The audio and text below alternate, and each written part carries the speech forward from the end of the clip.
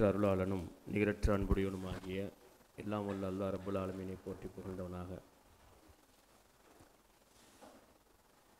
தமிழ்நாடு முஸ்லிம் கல்வி இயக்கத்தின் சார்பில் சட்டக்கல்வி மாணவர்கள் மற்றும் இளம் வழக்கறிஞர்களுக்கான இந்த ஒரு நாள் பயிலரங்கம் அல்லாஹ்வுடைய கருணையை கொண்டு கவலையினால் ஏற்பாடு செய்யப்பட்டிருக்கக்கூடிய இந்த பயிலரங்கத்திற்கு ஆர்வத்தோடு முன்பதிவு செய்து வருகை தந்திருக்கக்கூடிய சட்டக்கல்லூரி மாணவர்களே, இளம் வழக்கறிஞர்களே, மாணவிகளே, நம் அனைவரின் மீதும் நம்மை எல்லாம் படைத்து பரிபாலித்து கண்காணித்து கொண்டிருக்கக்கூடிய எல்லாம் வல்ல அல்லாஹ் ரப்புல் ஆலமீனுடைய அன்பும் அருளும் சாந்தியும் சமாதானமும் என்றென்றும் நிலவட்டுமாக. அஸ்ஸலாமு அலைக்கும் வரஹ்மத்துல்லாஹி வபரகாத்துஹு. அன்பார்ந்த சகோதர சகோதரிகளே, இந்த பயிலரங்கம், இது போன்ற பயிலரங்கம் கம்மியாக வைங்க, கம்மியாக சத்தமாக தான் பேசுவேன், கம்மியாக வைங்க. கடந்த காலங்களிலே இது போன்ற பயிலரங்கம் முஸ்லீம் சமூகத்தில் ஸ்பெசிஃபிக்காக அதிகமாக நடைபெறுவதை நம்மால் பார்க்க முடியல.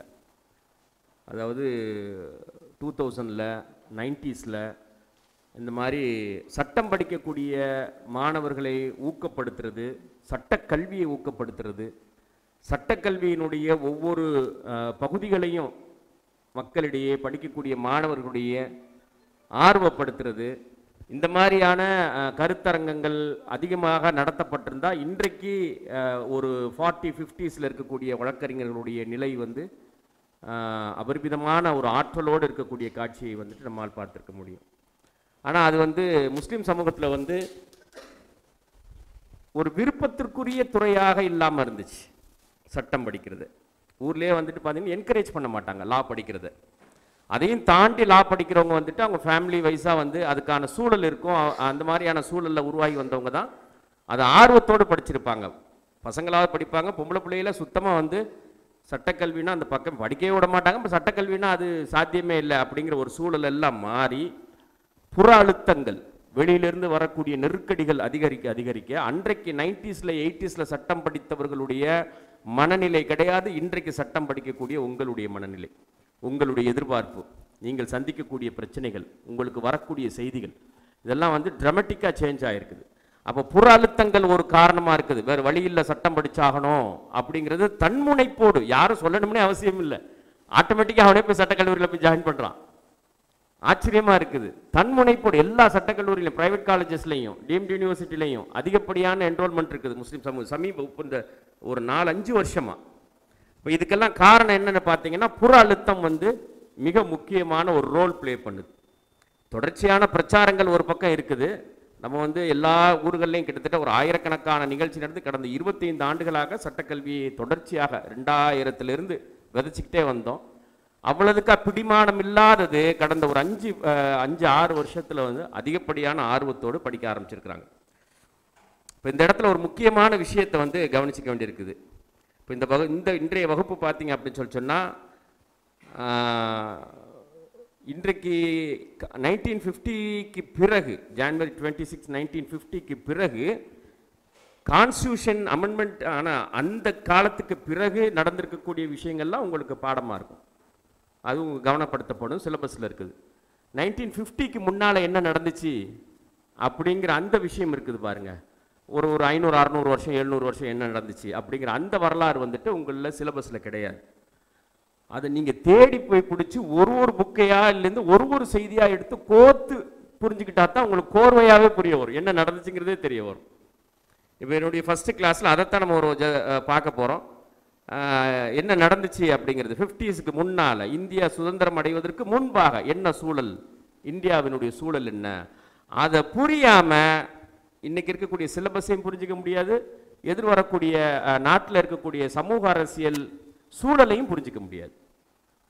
இந்த இரண்டையும் கரண்ட்டில் இன்றைக்கி என்ன நடக்குதுங்கிறத புரிஞ்சுக்கிறதா இருந்தால், இந்த சிலபஸ் கிளியர் கட்டாக நம்ம மைண்டில் உட்கார்றதா இருந்தால், லா சிலபஸ் கிளியர் கட்டாக 5 வருஷம் சிலபஸாக இருக்கும், 3 வருஷம் படிக்கிறவங்களா இருக்கட்டும், கிளியர் கட்டாக மைண்டில் உட்காரதா இருந்தால் கடந்த ஒரு 500 1000 வருஷத்தில் என்ன நடந்துச்சுங்கிறத நம்ம புரிஞ்சிருக்கணும். அதை படிக்காமல், அதை புரியாமல், அதனுடைய லிங்க் இல்லாமல் இதை மட்டும் படித்தோம் அப்படின்னா நம்மளால் இந்த கருத்தை சரியாக உள்வாங்க முடியாது. ஏன் படிக்கிறோம் அப்படிங்கிற அந்த நோக்கமும் நமக்கு புலப்படாது. இன்றைக்கி வகுப்பில் நம்ம அதுதான் பார்க்க போகிறோம். அதுக்கப்புறமா வந்து நம்ம ஓய்வு பெற்ற நீதிபதி அவர்கள் வகுப்பு எடுக்க இருக்கிறாங்க. அப்புறம் சோயலினுடைய ப்ரொஃபஸர் முஜாஹித் இஸ்லாம் சார், இளையராஜா சார் கிளாஸ் எடுக்க இருக்கிறாங்க. அப்புறம் போராளியாக இருக்கக்கூடிய ஜிம்ராஜ் மில்டன் அவர்கள் வந்துட்டு வகுப்பு எடுக்க இருக்காங்க. ஒரு சிறந்த நல்ல அட்வொகேட்டாக இனி வரக்கூடிய காலத்துக்கு எப்படி உருவாகி வரணும் அப்படிங்கிற சம்மந்தமாக அவங்க வகுப்பு எடுக்க இருக்கிறாங்க. ஃபைனலாக வந்து நம்மளுடைய இலக்கு என்ன அப்படிங்கிறத கடைசி கிளாஸ், லாஸ்ட் கிளாஸ் என்னுடைய கிளாஸ் இருக்கும். இதுதான் இன்றைக்கி என்னுடைய ப்ரோக்ராமினுடைய எஜெண்டா. கவர்மெண்ட் வந்து எல்லா அரசும், இந்த மாடர்ன் ஸ்டேட்னு சொல்லக்கூடிய எல்லா அரசுமே வந்து கல்விக்கு தான் அதிகமான நிதியை ஒதுக்குவாங்க அவங்களுடைய பட்ஜெட்டில். சமூகத்தை ஆற்றல் படுத்துறதா இருந்தால், சமூகத்தினுடைய நிலை மாறுறதா இருந்தால், ஒரு நாடு வளர்ச்சியை நோக்கி செல்லணும் அப்படின்னா அது கல்வியில் எந்த அளவு, கல்வியிலையும் ஆராய்ச்சியிலையும் எந்த அளவுக்கு ஃபண்டு ஒதுக்குறாங்களோ அதை வச்சு தான் வந்து அந்த நாடு அடுத்த கட்டத்துக்கு மூவ் ஆகும். இல்லைனா மூவ் ஆகாது. ஒரு குடும்பத்தில் மாற்றம் வரணும், வறுமையாகவே இருந்துக்கிட்டு இருக்கு உங்கள் வீட்டில், மாறணும் அப்படின்னு சொன்னால் வளர்ந்து வரக்கூடிய ஜெனரேஷன்ட்டு அதிகமாக பேசணும், அவங்களுக்கு அதிகமாக கற்றுக் கொடுக்கணும், அவங்கள என்ரிச் பண்ணணும், ஆற்றல் படுத்தணும், மேம்படுத்தணும். இதை செஞ்சால் தான் வந்துட்டு நிலை மாறும். இல்லைன்னா காலத்துக்கு வறுமையாகவே இருந்துக்கிட்டு இருக்கும். வறுமையிலே பிறந்து வறுமையிலே வாழ்ந்து வறுமையிலே இறந்து போவான். அறியாமையிலே பிறந்து அறியாமையிலே வாழ்ந்து அறியாமையிலே இறந்து போவான். அப்போ அந்த மாதிரியான ஒரு சூழல்லாம் மாறணும் அப்படின்னு சொல்லி கவர்மெண்ட் வந்து அதுக்கு அதிகப்படியான நிதி ஒதுக்குறதை நம்ம பார்க்குறோம். பரவலாக நாட்டில் இருக்க குடிமக்கள் எல்லாத்துக்கும் எஜுகேஷன் கொடுக்கறத வந்துட்டு கவர்மெண்ட் உறுதி செய்யுங்கிறது கான்ஸ்டியூஷன். எல்லோருக்கும், அனைவருக்கும் கல்வி அது கொடுக்கணும், அது இலவச கல்வி கொடுக்கணும் அப்படிங்கிறதும் நம்முடைய அடிப்படை ஆரம்பத்தில் ஏற்றுக்கொள்ளப்பட்ட அடிப்படை தத்துவமாக இருக்குது. இன்றைக்கு ஓரளவுக்கு அதை ஃபாலோ பண்ணி வர்றாங்க. எல்லா மக்களுக்கும் கல்வி கொடுக்கணும். எல்லா ஸ்டேட்டும், உலகத்தில் இருக்கக்கூடிய எல்லா ஸ்டேட்டும் அதை கரெக்டாக ஃபாலோ பண்ணுது. குடிமக்கள் அனைவருக்கும் கல்வி கொடுக்கணும் அப்படிங்கிறதுல வந்துட்டு தெளிவாக இருக்குது. அதில் யார் யாருக்கு எந்தெந்த துறையில் விருப்பப்படுறாங்களோ அந்தந்த துறையில் போகிறதுக்கு அரசு வந்துட்டு உறுதி செய்து, அதே மாதிரி நல்லா படிக்கக்கூடிய மாணவர்களுக்கு வந்துட்டு அதுக்கான சிறப்பு அந்த ஊக்கத்தொகை கொடுக்கறதுலேருந்து வழிகாட்டுதல் எல்லாமே பண்ணுது. கவர்மெண்ட் எல்லா பொறுப்பையும் நிறைவேற்றுது. கவர்மெண்ட் இன்னொரு முக்கியமான வேலை செய்யும் எல்லா ஸ்டேட்லேயும். உலகத்தில் வளரக்கூடிய நாடுகள், வளர்ந்த நாடுகள் எல்லாருமே ஒன்று செய்வாங்க. ஸ்பெசிஃபிக்கான சில ஏரியாஸுக்கு மட்டும் சில சிறப்பு தகுதியுடைய மாணவர்களை தேர்வு செஞ்சு அவங்கள என்ரிச் பண்ணி அவங்களுக்கு எல்லா சப்போர்ட்டும் கொடுத்து உருவாக்கி எடுப்பாங்க. சில ஏரியா, சில செக்டார்ஸில் மாத்திரம். ஏன் அப்படின்னு பார்த்தீங்கன்னா அந்த செக்டார், சில செக்டார்ஸ் அதை வகைப்படுத்தக்கூடிய அந்த செக்டார்ஸ் தான் வந்துட்டு அரசை பாதுகாக்கிறது, ஒரு நாட்டை பாதுகாக்கிறது, ஒரு நாட்டினுடைய மிக முக்கியமான சில பிரச்சனைகளை வந்து தீர்க்கிறது, வளரக்கூடிய சில முக்கியமான துறைகளில் வந்துட்டு முன்னிலை வகிக்கிறது. இந்த மாதிரி சில செக்டார்ஸ் இருக்கும். அந்த செக்டாரை ஐடென்டிஃபை பண்ணி அதுக்கு சிறப்பு தகுதியுடைய, அதுக்குன்னு சில தகுதியுடைய மாணவர்கள் இருப்பாங்க. அந்த மாணவர்களை தேர்வு செஞ்சு அவங்களுக்கு ஸ்பெஷல் கவனம் செலுத்தலைன்னா நாட்டினுடைய பாதுகாப்பை உறுதி செய்ய முடியாது. சில முக்கியமான துறைகளில் வளர்ச்சி ஏற்படுத்த முடியாது. உலகம் போகிற வேகத்தோடு இந்த நாட்டை அந்த வேகத்துக்கு கொண்டு போக முடியாது. பின்னடைவில் போயிடும், பின்தங்கி போயிடும். இந்த வேலையை எல்லா கவர்மெண்ட்டும் செய்யும். உலகத்தில் இருக்கக்கூடிய எல்லா கவர்மெண்ட்டும் செய்கிறது நீங்கள் பார்க்கலாம். இந்தியன் கவர்மெண்ட்டும் செய்யுது. சில ஸ்பெஷல் இன்ஸ்டிடியூஷன் இருக்குது. இந்தியன் இன்ஸ்டியூட் ஆஃப் சயின்ஸ் மாதிரி, இஸ்ரோவில் இருக்கக்கூடிய ரிசர்ச் சென்டர் மாதிரி, எது வந்து இந்த உலகம் எந்த திசையை நோக்கி போகுதோ அதில் முன்னிலை வகிக்கணும். டெக்னாலஜியில், ஆர்டிஃபிஷியல் இன்டெலிஜென்ஸில், மெஷின் லேர்னிங்கில், இந்த மாதிரி முக்கியமானதில் அப்படின்னு சொல்லி சில முக்கியமான நிறுவனங்களை உருவாக்கி இருக்குது. அதுக்கு சில சிறப்பு தகுதியுடைய மாணவர்களை வந்துட்டு ரெக்ரூட் பண்ணுறாங்க. பண்ணி ட்ரெயின் பண்ணி அவங்களுக்கு தேவையான எல்லாத்தையும் செஞ்சு கொடுப்பாங்க. அவருடைய அந்த துறையில் வந்துட்டு அவரை எக்ஸ்பர்ட்டாக உருவாக்கி எடுக்கிறது. இது ஒரு அரசு மட்டுமல்ல, சில முக்கியமான சமூகங்களும் தனிப்பட்ட முறையில் செய்யும். அப்படி செய்கிற சமூகங்கள் முன்னிலை வகிக்கிறத பார்க்கலாம். இந்த ரெண்டும் ஒன்றோடு ஒன்று தொடர்புடையது. வளரக்கூடிய இளம் தலைமுறையிலிருந்து ஒரு சமூகத்தில் சிறப்பு தகுதியுடைய சிலரை கண்டறிந்து பிக் பண்ணி எடுத்து அவங்கள ஆற்றல் படுத்தக்கூடியதில்லை, அதிகப்படியான ஆற்றல் படுத்தக்கூடிய வேலையை எந்த சமூகம் செய்கிறதோ அந்த சமூகம் வளர்ச்சியில் நிற்கும், முன்னணி நிற்கும், பின்தங்காது. இப்போ முஸ்லீம் சமூகத்தில் என்ன ஆயிடுச்சு அப்படின்னா, படிக்கணும், கல்வி முக்கியம், கல்வி முக்கியம் அப்படின்னு 90s வந்துட்டு எல்லா ஸ்காலர்ஸும் எல்லாரும் பேசுனாங்க. அதுக்காக வந்து 1950s அதுக்கான வேலைகளை துவங்கி கல்வி நிறுவனங்கள் தமிழ்நாட்டில் வேறு எந்த சமூகத்துக்கு இல்லாத அளவுக்கு 11 கல்லூரிகளை வந்து முஸ்லீம் சமூகம் தன் சொந்த காசை போட்டு செலவு பண்ணி கட்டி வச்சுட்டு போயிருக்குது. PhD வரைக்கும் படிக்கலாம், பைசா கிடையாது. கவர்மெண்ட் எய்டட் காலேஜ் 11 கல்லூரி, சென்னையிலிருந்து நான் திருநெல்வேலி, இந்த பக்கம் தேனி மாவட்டம், இந்த பக்கம் வேலூர், இப்படி பரவலாக கட்டமைச்சிருக்குது. எந்த காலேஜில் ஒரு காலேஜில் கிடைச்சிரும். அப்படி படிங்க படிங்கன்னு சொல்லி படித்து வந்த பட்டதாரிகள் நிறைய உருவாகி வந்துட்டாங்க. இன்றைக்கு நிறைய எல்லா வீட்லையும் பட்டதாரிகள் இருக்கிறாங்க, கிராஜுவேட்ஸ் இருக்கிறாங்க. ஆனா சோஷியல் இஷ்யூஸ் குறைஞ்சிருக்குதா? குறையல.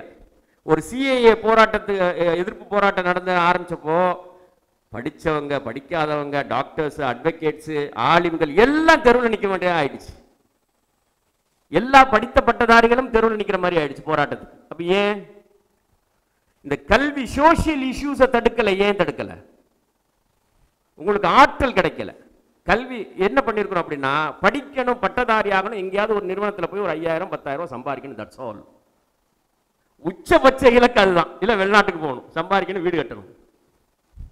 இலக்கு இல்லாம படிக்கிறது அப்படிங்கிறது படிச்சதுனால தான் சமூகத்தில் ஆற்றல் பெற முடியல. முஸ்லிம் சமூகம் வந்துட்டு எம்பவர் ஆகல.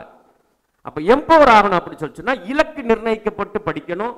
அரசாங்கம் எப்படி சில முக்கியமான துறைகளுக்கு மக்களை உருவாக்குதோ அந்த மாதிரி அதை நீங்க என்னுடைய செகண்ட் கிளாஸ்ல பார்க்கலாம். எந்த சமூகம் எப்படி உருவாக்குறாங்க அப்படிங்கிறத வந்துட்டு செகண்ட் கிளாஸ்ல பார்க்கலாம்.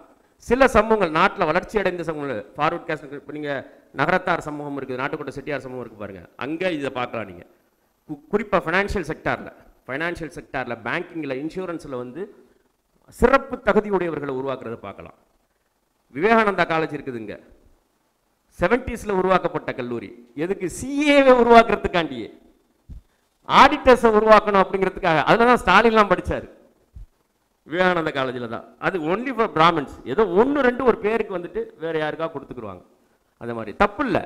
அந்த சமூகத்துக்கு அவர்கள் செஞ்சு கரெக்டாக யாரை உருவாக்கணுமோ அந்த மாதிரி உருவாக்கி கொண்டுட்டு வர பார்க்கலாம். சாஸ்தா காலேஜ் உருவாக்கப்பட்டிருக்கு பாருங்க. முக்கியமா எதுக்கு அப்படின்னா அந்த சொசைட்டியில் எந்த ஆற்றல், அதான் எதெல்லாம் வந்துட்டு பவர் தருமோ, அதிகாரத்தை தருமோ, 2 அதிகாரத்தையும், அறிவு அதிகாரத்தையும் பொருள் அதிகாரத்தையும் 2 அதிகாரத்தையும் தருமோ அந்த துறைகளுக்கு சிறப்பு தகுதியுடைய மாணவர்களை உருவாக்குறது. இது சொசைட்டி செய்ய வேண்டிய வேலை. சொசைட்டியினுடைய NGOs, அமைப்புகள், ஜமாத்துக்கள் செய்ய வேண்டிய வேலை. இந்த வேலை தனிநபர்களால் செய்ய முடியாது. அப்ப அதை செய்யாத விட்டதனுடைய விளைவுகள் தான், அதுல கவனம் செலுத்தாம விட்டதனுடைய விளைவுகள் தான் படித்திருக்கிறார்கள், பட்டதாரிகளாக இருக்கிறார்கள், ஆனா எம்பவர் ஆகல. சமூகம் யாரை உருவாக்கணுமோ அவர்களை உருவாக்கல. அப்ப அப்படி அதனாலதான் தமிழ்நாடு முஸ்லிம் கல்வி இயக்கத்தை பொறுத்தவரைக்கும் என்ன செய்யறோம், நீ என்னவா உருவாகி வரணுங்கிறத முதல்ல காட்டுறோம். படிக்கிறது முக்கியம் அல்ல, இலக்கு முக்கியம். அறிவை காட்டிலும் இலக்கு முக்கியம். உங்களுக்கு அப்படித்தான். சட்ட அறிவை காட்டிலும் நீங்கள் அடைய வேண்டிய இலக்கு ரொம்ப ரொம்ப முக்கியம். இலக்கு இல்லாம என்ன படிச்சாலும் வந்துட்டு அது வீண், பலன் அளிக்காது. அப்படியே அந்த சுத்தி சுத்தி சுத்தி வந்துகிட்டே இருப்போம். நம்முடைய பிரச்சனையும் தெரியாது, நம்ம வளர்ச்சியும் அடைய மாட்டோம். என்னடா இதுக்குள்ளே இருந்துகிட்டு இருக்கோமே அப்படிங்கிற மாதிரி தோணும். அறிவை காட்டிலும் இலக்கு முக்கியம். இலக்கு ரொம்ப ரொம்ப முக்கியம். அதனால இலக்கை நோக்கி பயணிக்கக்கூடிய, உருவாக்கக்கூடிய வேலைகள் அதிகம் நடக்கணுங்கிறதுனால தான் இந்த நிகழ்ச்சிகள் தொடர்ச்சியாக நடத்தப்பட்டு வருகிறது.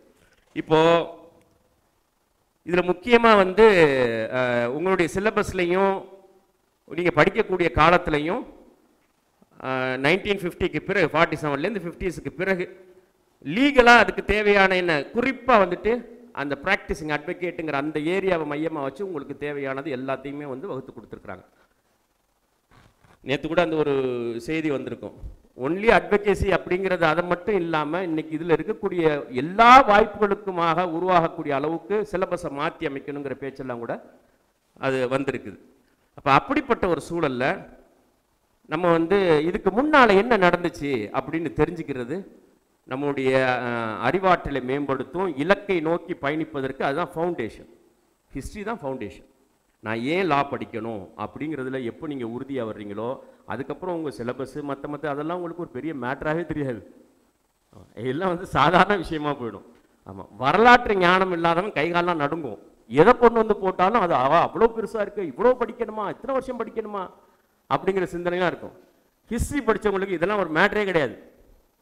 அப்படியே கடந்து போய்கிட்டே இருப்பான் பாட்டுக்கு. வரலாற்று தான் ரொம்ப ரொம்ப முக்கியம். வரலாற்று அறிவு தான் எல்லாவற்றையும் மாற்றி அமைக்கும், இலக்கை கூர்மைப்படுத்தும். இந்த ஷார்ப்பாக இருக்கும் உங்களுக்கு. இந்த லேசர் ஃபோக்கஸ்ன்னு சொல்லுவாங்க பாருங்க, அந்த மாதிரி லேசர் ஃபோக்கஸாக இருக்கும் இலக்கை நோக்கி. எது? ஹிஸ்ட்ரி. உங்களை தூங்கவே விடாது, உங்களை சோர்வடைய விடாது, தொய்வடைய விடாது. எந்த விதமான பிரச்சனைகளும் உங்களை வந்து உங்களை நெருங்காது, உங்களை நெருக்காது. ஆமாம், அதெல்லாம் ஒரு மேட்டரே கிடையாது. அந்த இலக்கு மட்டும்தான் தெரியும். அது மட்டும்தான் யானை சைஸுக்கு தெரியும். இத்தனையோண்டு ஒரு கடுகு யானை சைஸுக்கு தெரியும், இலக்கு தெரியும். எந்த சூழலையும் நீங்கள் வந்து தடுமாற மாட்டீங்க. அப்போ என்ன நடந்துச்சு அப்படிங்கிறது ரொம்ப ரொம்ப குறிப்பாக வந்துட்டு முஸ்லீம்கள் லா படிக்கிறதுக்குன்ட்டு ஒரு குணம் இருக்குது, ஒரு பாதை இருக்குது. நல்லா கவனிங்க. எல்லாத்துக்கும் ஒரே மாதிரியான பாடம் தான் சொல்லித்தரப்படுது, சிலபஸ் ஒன்று தான். ஆனால் முஸ்லீம்கள் சட்டம் படிக்கிறதுக்குன்ட்டு சில சிறப்பு தகுதிகள் வேணும். அந்த சிறப்பு தகுதிகள் இருந்தால் தான் முஸ்லீம் உம்மத்தில் சட்டம் படித்தவர்கள் சாதிக்க முடியும். எல்லோரும் போல நாமும் சட்டம் படிக்கிறோம், எல்லோருக்கும் என்ன சிலபஸ் அந்த சிலபஸ் தான் எங்களுக்கும், அதே நாங்கள் ஃபாலோ பண்ணிட்டு போகிறோம் அப்படின்னு சொன்னா எல்லோரையும் போல தான் போக முடியும். எல்லோருக்கும் பிற சமூகங்களுக்கு சமூக அரசியல் நெருக்கடி கிடையாது. முஸ்லிம் சமூகத்துக்கு சோஷியோ பொலிட்டிக்கல் நெருக்கடி இருக்குது. நீங்க தனித்து இருந்தாலும் சரி, இந்த நாட்டில் இல்லை உலகத்தில் நீங்க எங்க போய் தனித்து இருந்தாலும் சரி, உங்க பெயரை நீங்க சொன்னாவே அந்த பெயருக்குன்னு சில சமூக அரசியல் நெருக்கடி உலகம் அழிகிற காலம் வரைக்கும் இருக்கும். அது சிஸ்டமேட்டிக்கா இருக்கும், சாதாரணமா இருக்காது, கோபதாபத்தில் வந்து இருக்காது.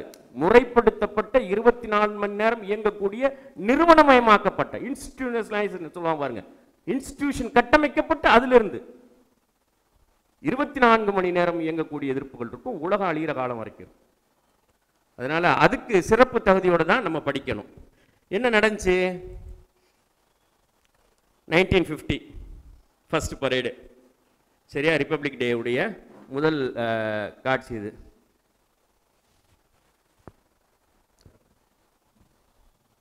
ஜனவரி 26 அதெல்லாம் உங்களுக்கு தெரியும். கான்ஸ்டியூவன்ட் அசம்பிளி, சரியா? அரசமைப்பு சட்டத்தினுடைய அந்த உருவாக்க அமைப்பு கலந்து பேசி ஒரு முடிவுக்கு வந்தாங்க. ஏன் அரசமைப்பு சட்டத்தை உருவாக்கணும்? கான்ஸ்டியூஷனை உருவாக்க வேண்டிய தேவை என்ன? அந்த ஒரு சூழல் எதனால வந்துச்சு, எங்கிருந்து வந்துச்சு அப்படின்னா அதுக்கு முன்னால என்ன நடந்துச்சு அப்படிங்கிறது ரொம்ப ரொம்ப முக்கியம். அதனுடைய நீட்சி தான் இந்த கான்ஸ்டியூவன்ட் அசம்பிளி.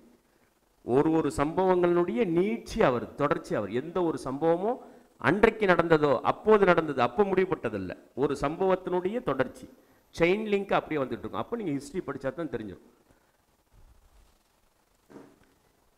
1947க்கு முன்னால் என்ன நடந்துச்சு அப்படிங்கிறத ஒரு கிளான்ஸ் வந்துட்டு ஒரு ஷார்ட் டைமில் வந்துட்டு பார்த்துருவோம். நீங்கள் வந்து இதை குறிப்பெடுத்துக்கிட்டு நான் எங்கெங்கெல்லாம் வாசிக்கணும்னு சொல்கிறேனோ அந்தந்த இடத்துலலாம் நீங்கள் ஆழமாக வாசிக்க உங்களுடைய அந்த செயின் கண்டினியூ ஆகும், பக்காவாக உங்கள் மைண்டில் ஸ்டோர் ஆகும்.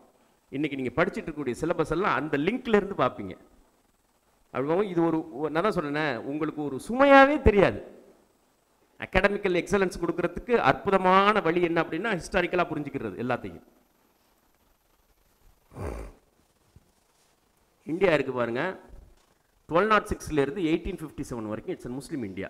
இந்தியா நான் சொல்கிறது என்டையர் இந்தியன் சப்கான்டினென்ட், பாகிஸ்தான், சரியா, ஆப்கானிஸ்தானையும் சேர்த்துக்குங்க, நேபாள், பூட்டான், இது எல்லாத்தையும் சேர்த்த என்டையர் இந்தியா வந்து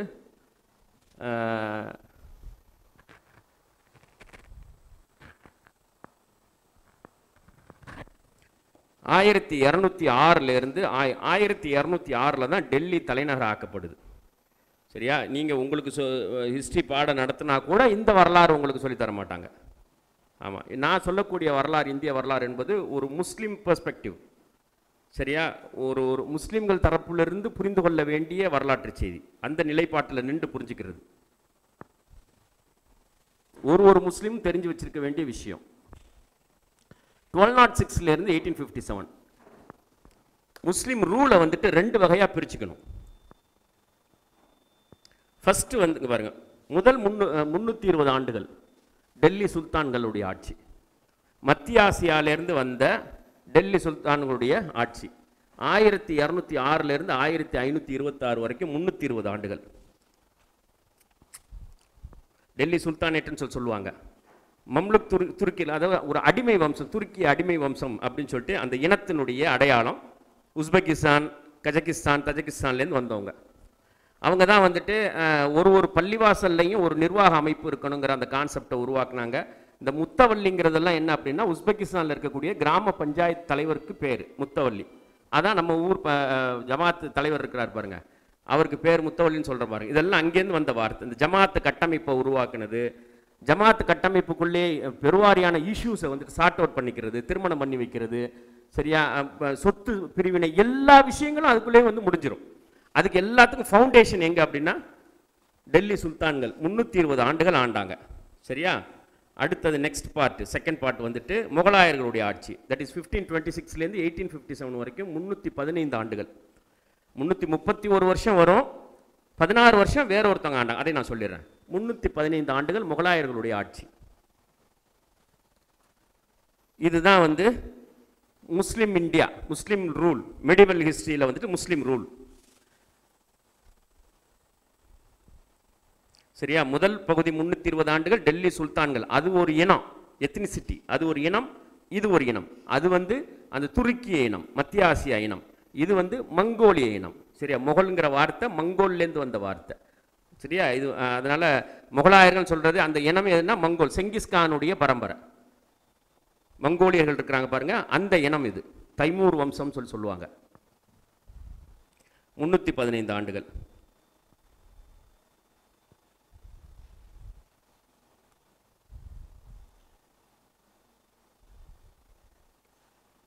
இன்னும் டீட்டெயிலாக பாருங்கள். இவர் தான் வந்துட்டு 1206 ஃபஸ்ட்டு டெல்லி வந்து தலைநகராங்க. குதுபுதீன் ஐபக், குதுப் மினாருக்கு அடிக்கல் நாட்டினார் பாருங்கள், குதுபுதீன் ஐபக். 1206லேருந்து 1526 வரைக்கும் 320 ஆண்டுகள் டெல்லி சுல்தான்கள். அதன் பிறகு 1526லேருந்து 1857 வரைக்கும் 315 ஆண்டுகள் முகலாயர்களுடைய ஆட்சி. அவர் கடைசி மன்னர், பகதூர் ஷா ஜஃபர் அப்படிங்கிறவர் முகலாய பேரரசனுடைய கடைசி மன்னர். இடையில ஒரு 16 வருஷம் முகல் எம்பையரில் பிகினிங்கில் 1540லேருந்து 1526 முகலாயர்களுடைய ஆட்சி, இவங்கள்ட்டேருந்து அவங்க ஆட்சியை பறிச்சுக்கிட்டாங்க. இப்ராஹிம் லோடிட்டேருந்து பாபர் ஆட்சியை பறிச்சுக்கிட்டார். ஒரு முஸ்லீம் இனத்திட்டேருந்து இன்னொரு முஸ்லீம் இன வந்து ஆட்சியை பறிச்சு இந்தியாவினுடைய ஆட்சியை. அந்த இரண்ட பாபருடைய ஹுமாயூனுடைய ஆட்சி காலத்தில் இடையில வந்துட்டு ஒரு 16 வருஷம் ஆப்கான் இனம் ஆண்டுச்சு. ஷேர்ஷா சூரி அப்படின்னு சொல்லி, ஷேர்ஷா தான் வந்து ஒரு 5 ஆண்டுகள் தான் அவர் ஆட்சியில் இருந்தார். ஆனால் பெரும் சீர்திருத்தங்களை செய்தவர் வந்து அவர் தான். இன்றைக்கி இருக்கக்கூடிய அட்மினிஸ்ட்ரேஷன் சர்வீஸுக்கும் ஜுடிஷியல் சர்வீஸ் எல்லாத்துக்குமே வந்துட்டு ஃபவுண்டேஷன் போட்டது யாருன்னு பார்த்தீங்கன்னா ஷேர்ஷா சூரி தான். அதனுடைய அப்டேஷன் தான் இன்றைக்கி இருக்குது. மாவட்ட நீதிமன்றம், செஷன்ஸ் கோர்ட்டு அது இருக்குது பாருங்கள். இது எல்லாமே வந்து இது எல்லாமே அவர் உருவாக்குனது தான். அதனுடைய அப்டேஷன் ஆங்கில பெயர்கள் பிறகு மாற்றப்பட்ட பெயர்கள் தான் இன்றைக்கி இருக்குது. 16 ஆண்டுகள் ஆக மொத்தம் 1206லேருந்து 1857 வரைக்கும் 651 வருஷம் டெல்லியை தலைநகராக கொண்டு என்டையர் இந்திய சப்கான்டினென்ட்டை ஆட்சி பண்ணியிருக்காங்க.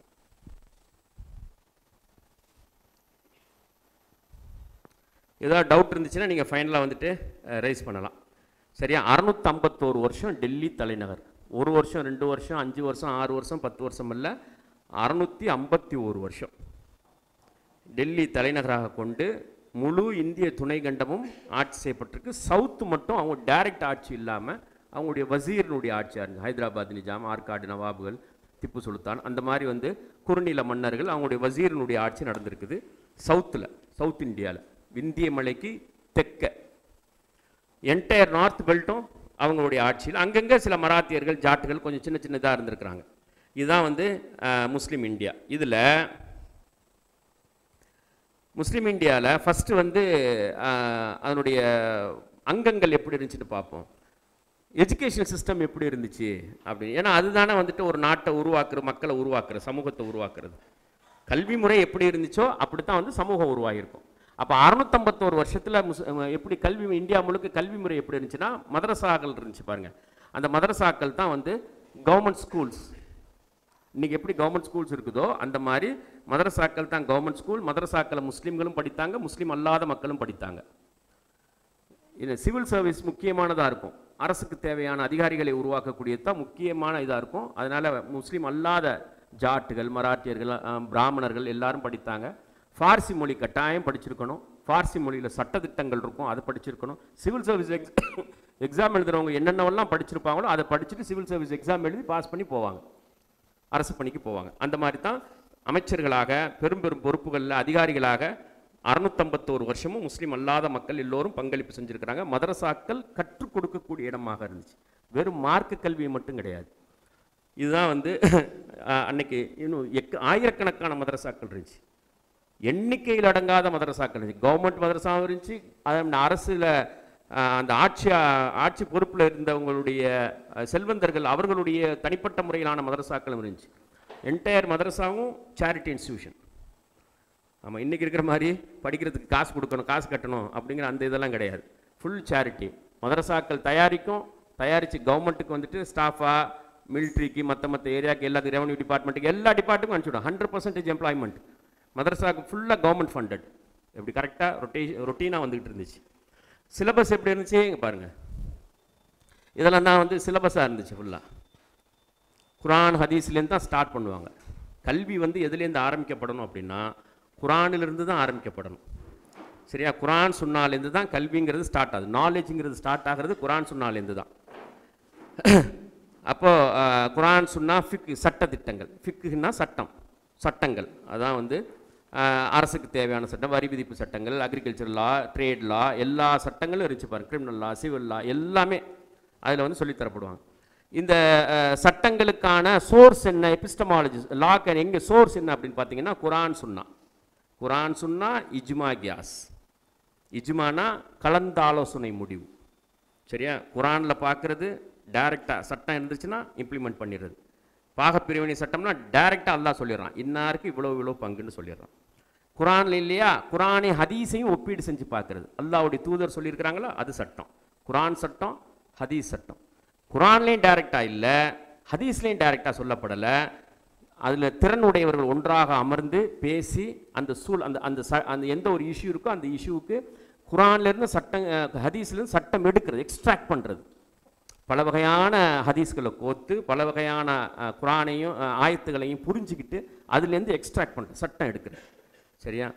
குரானிலையும் இல்லை, ஹதீஸ்லேயும் இல்லை, இஜ்மாலையும் கூட முடியலை. நீங்கள் ஒருத்தர் தான் இருக்கிறீங்க ஒரு ஊருக்கு. ஒரு ஊரையே நீங்கள் வந்து ஷரியத்துக்குள்ளே கொண்டுட்டு வரணும். அந்த மாதிரி நிறைய சம்பவங்கள் இஸ்லாமிய வரலாற்றில் நடந்திருக்குது. திடீர்னு வந்துட்டு ஒரு பிராந்தியமே இஸ்லாத்தை தழுவிருக்கிறாங்க. தமிழ்நாடு முழுக்க இருக்கக்கூடிய 8 கோடி பேர் இஸ்லாத்துக்கு வந்தாங்கன்னா நீங்கள் ஒருத்தர் தான் இருக்கிறீங்கன்னா என்ன ஆகும்? அப்போ உங்களுடைய நிலை என்ன? உங்களுக்கு குரானை நீங்கள் கற்றுருக்கிறீங்க, சரியா? ஹதீஸை படிச்சிருக்கிறீங்க, குரான் ஹதீஸை புரிஞ்சுக்கிற தன்மை இருக்குது. திடீர்னு கோடிக்கணக்கான மக்கள் வந்துட்டு களிமா சொல்லிட்டாங்க. அந்த மாதிரி நிறைய நடந்திருக்குது. களிமா சொல்லிடுறாங்க, நீங்கள் ஒருத்தர் தான் இருக்கிறீங்க. அப்போ என்ன பண்ணுறது? யார்கிட்டையும் போய் கலந்து பேச முடியல. எல்லாத்தையும் ஷரியத்துக்குள்ளே கொண்டுட்டு வரணும். ஒருத்தன் குடும்ப பஞ்சாயத்துமா, ஒருத்தன் பிள்ளைகளுக்கு பாகப்பிரிவினம்பா, ஒருத்தன் நிலத்துக்கு என்ன பண்ணுறது, ஒருத்தன் ஜக்காத்து எப்படி கொடுக்குறது, வானம் பார்த்த பூமி, ஆத்து பாசனம், அது இது எக்கச்சக்க இஷ்யூஸ் வரும். நீங்கள் ஒருத்தர் தான் இருக்கிறீங்க.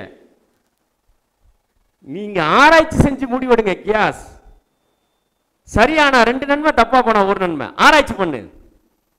அதுதான் வந்து ஷரியா. குரான், ஹதீஸ், இஜ்மா, கியாஸ். சோஷியல் இஷ்யூல இந்த 4 வகை இதுதான் சட்டத்தினுடைய மூலாதாரங்கள். இஸ்லாமிய சட்டத்தினுடைய சோர்ஸ் என்ன, எங்கேருந்து லா வந்துட்டு எக்ஸ்ட்ராக்ட் பண்ணி எடுக்கிறது. அந்த வகையில் எடுக்கப்பட்ட அவங்க தான் எடுக்கப்பட்டவங்க ஃபுகஹாக்கள்மாங்க, சட்டத்துறை வல்லுநர்கள். அப்படி இமாம்கள்னு சொல்கிறோம் பாருங்க. அவங்க தொகுத்தது தான் மதுஹப்னு சொல்லுவாங்க. ஒரு மார்க் அறிஞர் தொகுத்து தந்த சட்டங்களை தான் மதுஹப்னு சொல்லுவாங்க. அது இல்லை அப்படின்னா இவ்வளவு பெரிய இஸ்லாமிக் ஸ்டேட்டை வந்துட்டு ரூல் பண்ண முடியாது. எவ்வளோ பெரிய, எங்கே ஸ்பெயின்லேருந்து சிந்து வரைக்கும், இந்தியாவுடைய சிந்து வரைக்கும், உலகத்தினுடைய பூமியில் வந்துட்டு ஆல்மோஸ்ட் 40% நிலப்பரப்புக்கு ஒரே ஒரு கலீஃபா. கோடிக்கணக்கான மக்கள் சடன் 3 வருஷம் 2 வருஷம் 3 வருஷத்துலேயே வந்துட்டாங்க. பாரசீகத்திலையும் ரோமன் எம்பையர்ல இருந்தும் அவங்க எல்லாத்துக்கும் சட்டம் சொல்லணும், ஷரியத்துக்குள்ள அவங்களுக்குள்ள கொண்டுட்டு வரணும். தொழுவுறது எப்படின்னு தெரியாது, அவங்களுக்கு கற்றுக் கொடுக்கணும். தொழுவைக்கு என்ன துவாவும் தெரியாது, ஒது செய்யறது தெரியாது, கடமையான குளிப்புகள் என்னன்னு தெரியாது, எது ஹலால் எது ஹராம்னு தெரியாது. இது எல்லாத்தையும் சொல்லிக் கொடுக்க வேண்டியது இருக்குது. அப்போ நூற்றுக்கணக்கான ஃபுகஹாக்கள் உருவாகி வந்தாங்க. சட்டம் எடுத்து ஒரு பிராந்தியத்துக்கு அவன் மொழியில சொன்னோம், அப்பதான் அவனுக்கு புரியும். நூற்றுக்கணக்கான மொழி பேசக்கூடிய பிராந்தியங்கள், இது எல்லாத்தையும் இஸ்லாத்துக்குள்ள கொண்டுட்டு வந்தாங்க பாருங்க. அதே மாதிரி இந்தியாவில் எத்தனை சாதிகள், எத்தனை சமூக வழக்கங்கள், இது எல்லாத்தையும் புரிஞ்சுக்கிட்டு அவங்களுக்கு சட்டம் சொன்னாங்க பாருங்க. எக்ஸ்பர்ட்ஸ் உருவாகி வந்தா பாருங்க, லீகல் ஸ்காலர்ஸ், ஃபுகஹாக்கள், இமாம்கள் உருவாகி வந்து சட்டம் சொன்னாங்க. அவங்களுடைய சட்ட எக்ஸ்ட்ராக்ஷன் ஒவ்வொரு காலத்திலையும் எடுக்கப்பட்டது தான் பாடமாக இருந்துச்சு. ஃபிக்ஹ், ஃபிலோசபி, லாங்குவேஜஸ், எல்லா மொழிகளும் ஒரு யூனிவர்சிட்டிக்குள்ள, ஒரு மதரசாக்குள்ள என்னென்னவெல்லாம் பாடம் கன்சால்டேட் ஆயிருச்சுன்னு பாருங்க. குரான் ஹதீஸ்லேருந்து தான் ஸ்டார்ட் ஆகி இன்ஜினியரிங், அக்ரிகல்ச்சர், மெடிசன் இதெல்லாம் இருந்துச்சு. அந்த காலத்துக்கு தேவையான எல்லா படிப்புகளும் கவர்மெண்ட் ஸ்கூலில் இருந்துச்சு. கவர்மெண்ட் ஸ்கூலுக்கு பேர் தான் மதரசா. ஆயிரக்கணக்கான மதரசாக்கள் கட்டமைக்கப்பட்டிருந்துச்சு முஸ்லீம் ரூலில். லா அண்ட் ஆர்டர் எப்படி இருந்துச்சு, லீகல் ப்ரொசீஜர் சிஸ்டம் எப்படி இருந்துச்சு, தொட்டு இன்டெப்த்தாக போகலை. பாருங்க, the Mughal legal system was primarily based on Islamic law. 651 வருஷம் என்டையர் இந்தியன் சப்கான்டினென்ட்டும் மைண்டில் கொண்டுட்டாங்க அப்படியே. With qazis interpreting and applying sharia principles. ஒரு பகுதிக்கும் காதிகள் இருப்பாங்க. இப்போ மாவட்ட காசின்னு இருக்கிறாங்க பாருங்க, அந்த மாதிரி வந்துட்டு ஒரு பகுதிக்கும் ஒரு ஊருக்கும் காதிகள் இருக்கும். எல்லா முக்கியமான பிரச்சனைகளும் அவங்க சார்ட் அவுட் பண்ணிடுவாங்க. ஒரு சிட்டிங்கில் சால்வ் ஆகிடும். எவ்வளோ பெரிய இஷ்யூ. ஏன்னா இன்னைக்கு இருக்கிற மாதிரி பிரச்சனை கிடையாதுல்ல. இன்னைக்கு சமூகம் கரப்டாக இஷ்யூஸ் பெருகிக்கிட்டே இருக்கும், வழக்குகள் கூடிக்கிட்டே இருக்கும், வகையான கரப்ஷன் இருந்துகிட்டு இருந்துச்சு. அன்னைக்கு அப்படிலாம் கிடையாது. இன்னைக்கு இருக்கக்கூடிய கிரைம்ஸ் வந்துட்டு அன்னைக்கு மக்கள் நினைச்சு கூட பார்த்துருக்காது. சரியா? அப்போ அன்னைக்கு என்ன, ஒரு நிலத்தகராறாக இருக்கும், தண்ணி பாய்ச்சறதுல தகராறாக இருக்கும், இல்லை அவன் வீட்டு மாடு வந்து மேஞ்சிருச்சுங்கிறது தான் பெரிய தகராறாக இருந்துகிட்டு இருக்கும். இதுதான் பெரிய பிரச்சனையாக இருக்குது, சொத்து தகராறு அப்படின்னு. இன்னைக்கு இருக்கிற மாதிரி எல்லாம் வந்து கூட்டு பாலியல் வன்முறைகள் அப்படின்னு நெவர், சான்ஸே கிடையாது, கைகால் போயிடும்.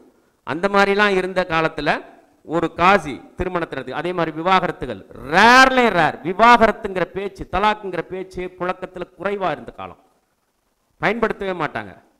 யங்ஸ்டர்ஸாக இருக்கிறதுனால உங்களுக்கு வந்துட்டு அதை நீங்கள் 90s வந்து உள்ள வாழ்க்கை முறையோடு லிங்க் ஆகிக்குங்க எப்போதுமே. இது ரொம்ப ரொம்ப முக்கியமான ஒரு விஷயம். உங்களுக்கு நாலேஜ் அட்வான்ஸாக இருக்கணும். லைஃப் ஸ்டைல் 90s லைஃப் ஸ்டைலோட லிங்க் ஆகிருக்கணும். இந்த ரெண்டையும் கரெக்டாக நம்ம ஃபாலோ பண்ணணும். நாலேஜ் அப்டேட் ஆகிறதுக்காக லைஃப் ஸ்டைலை அப்டேட் பண்ணோம்னு வச்சுக்கோங்க, சிக்கலில் போய் விழுந்துருவோம். அவன் எங்கே இழுக்கிறானோ அங்கே போய்டுவோம். வெஸ்டர்ன் கல்ச்சர் எங்கே இழுக்குதோ அங்கே போய்டும். நாலேஜ் வந்துட்டு அதை விட அட்வான்ஸாக இருக்கணும், அவனை விட அட்வான்ஸாக இருக்கணும். நம்முடைய வழக்கங்கள் இருக்குது பாருங்க, ப்ராக்டிஸ் இருக்குது பாருங்க, கல்ச்சர் இருக்குது பாருங்க, அது 90s கல்ச்சரோடு இருக்கணும், லிங்க் ஆகிருக்கணும். அப்போ தான் வந்து சேஃபாக இருப்போம், அந்த எல்லைக்குள்ளேயே நிற்போம். அப்போ அப்படிப்பட்ட ஒரு சூழலில் காசிகளுடைய வேலைகள் வந்துட்டு ரொம்ப இதாக இருந்துச்சு. நான் சொன்ன மாதிரி அவங்களுக்கு திருமணம் செஞ்சு வைக்கிறது, காசி வந்து கையெழுத்து போட்டாலும் முடிஞ்சு போச்சு, சாப்டர் க்ளோஸ். இன்றைக்கி இருக்கிற மாதிரி அங்கே ரிஜிஸ்டர் பண்ணுங்க, அதெல்லாம் எந்த இதுவும் கிடையாது.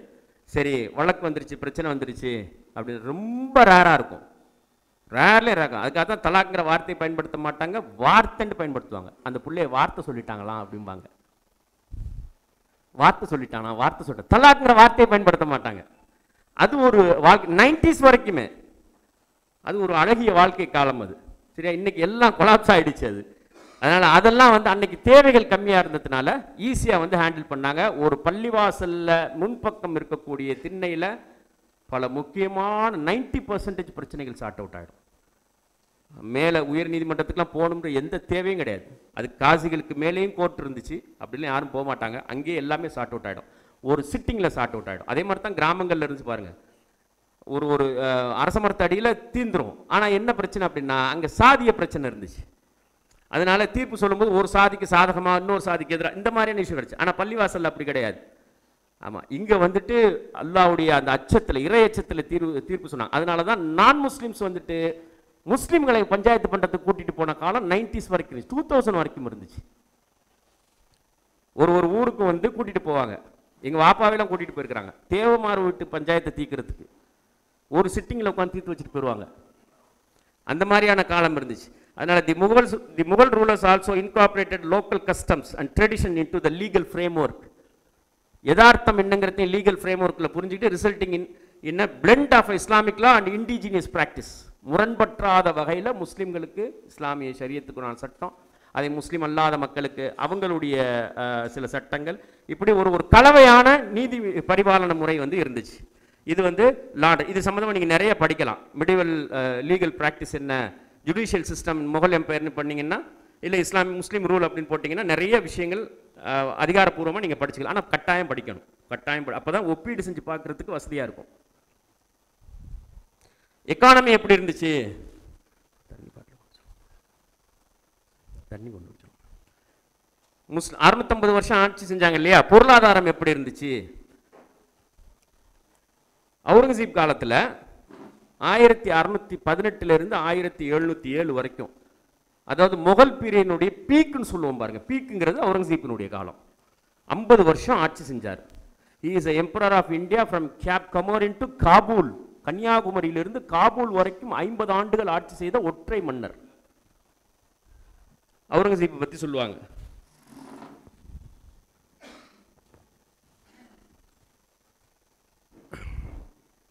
Victories in the south expanded the Mughal empire to 4 million square kilometers. 40 லட்சம் சதுர கிலோமீட்டர் நிலப்பரப்பு. And Aurangzeb ruled over a population estimated to be over 15 crores. 15 கோடி மக்களுக்கான ஒற்றை அரசர். 40 லட்சம் சதுர கிலோமீட்டர் வளமான பூமி, பொன்னு விளையிற பூமி, ஜீவ நதிகள் ஓடக்கூடிய இடம். With the annual revenue of $450 million, more than 10 times that of his contemporary Louis and the 16 Louis of France.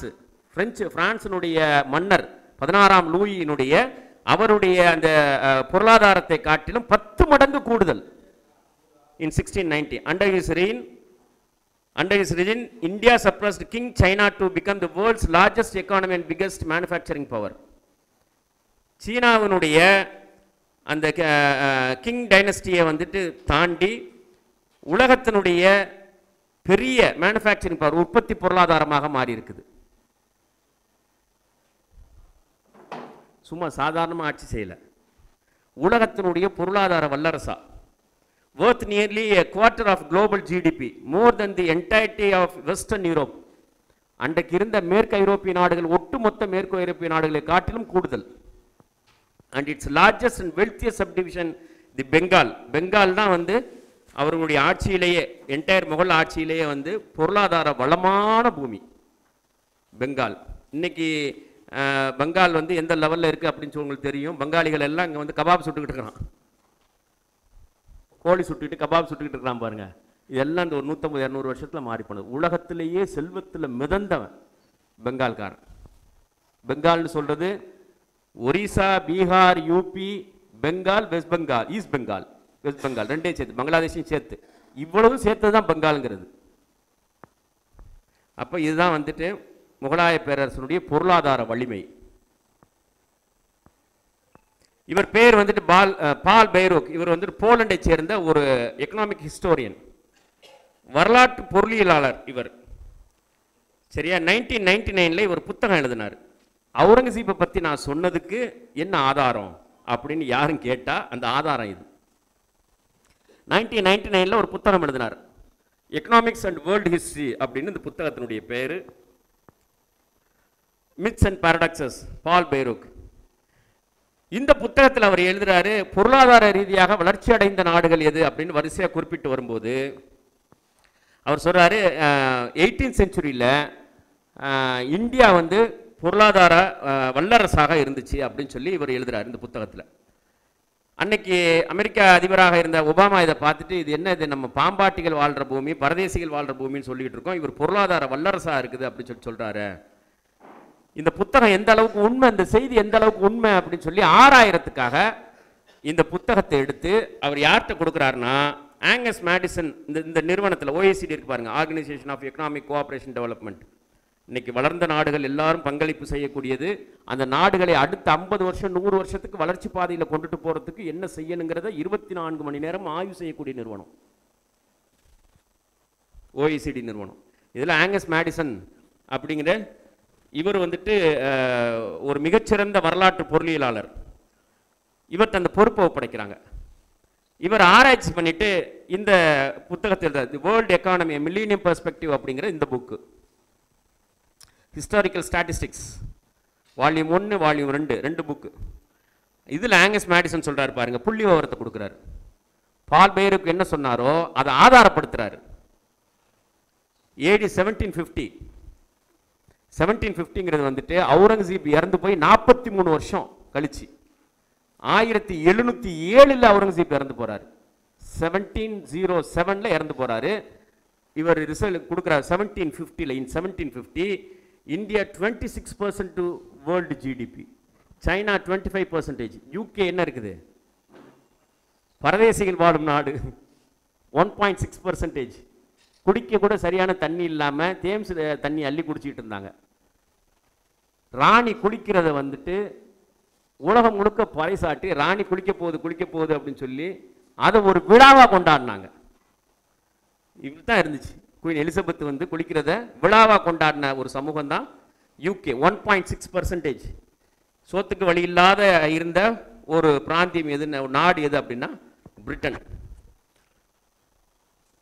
ஆனால் உலகம் முழுக்க வந்து அப்போ தான் அவங்க படையெடுத்து போய்கிட்டு இருந்த காலம்.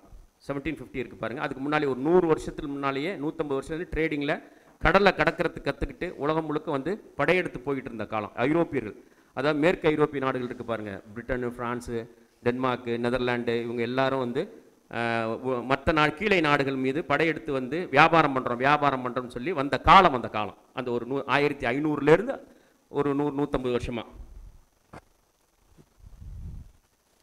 ஜஸ்டிஸ் பேசுகிறாரு.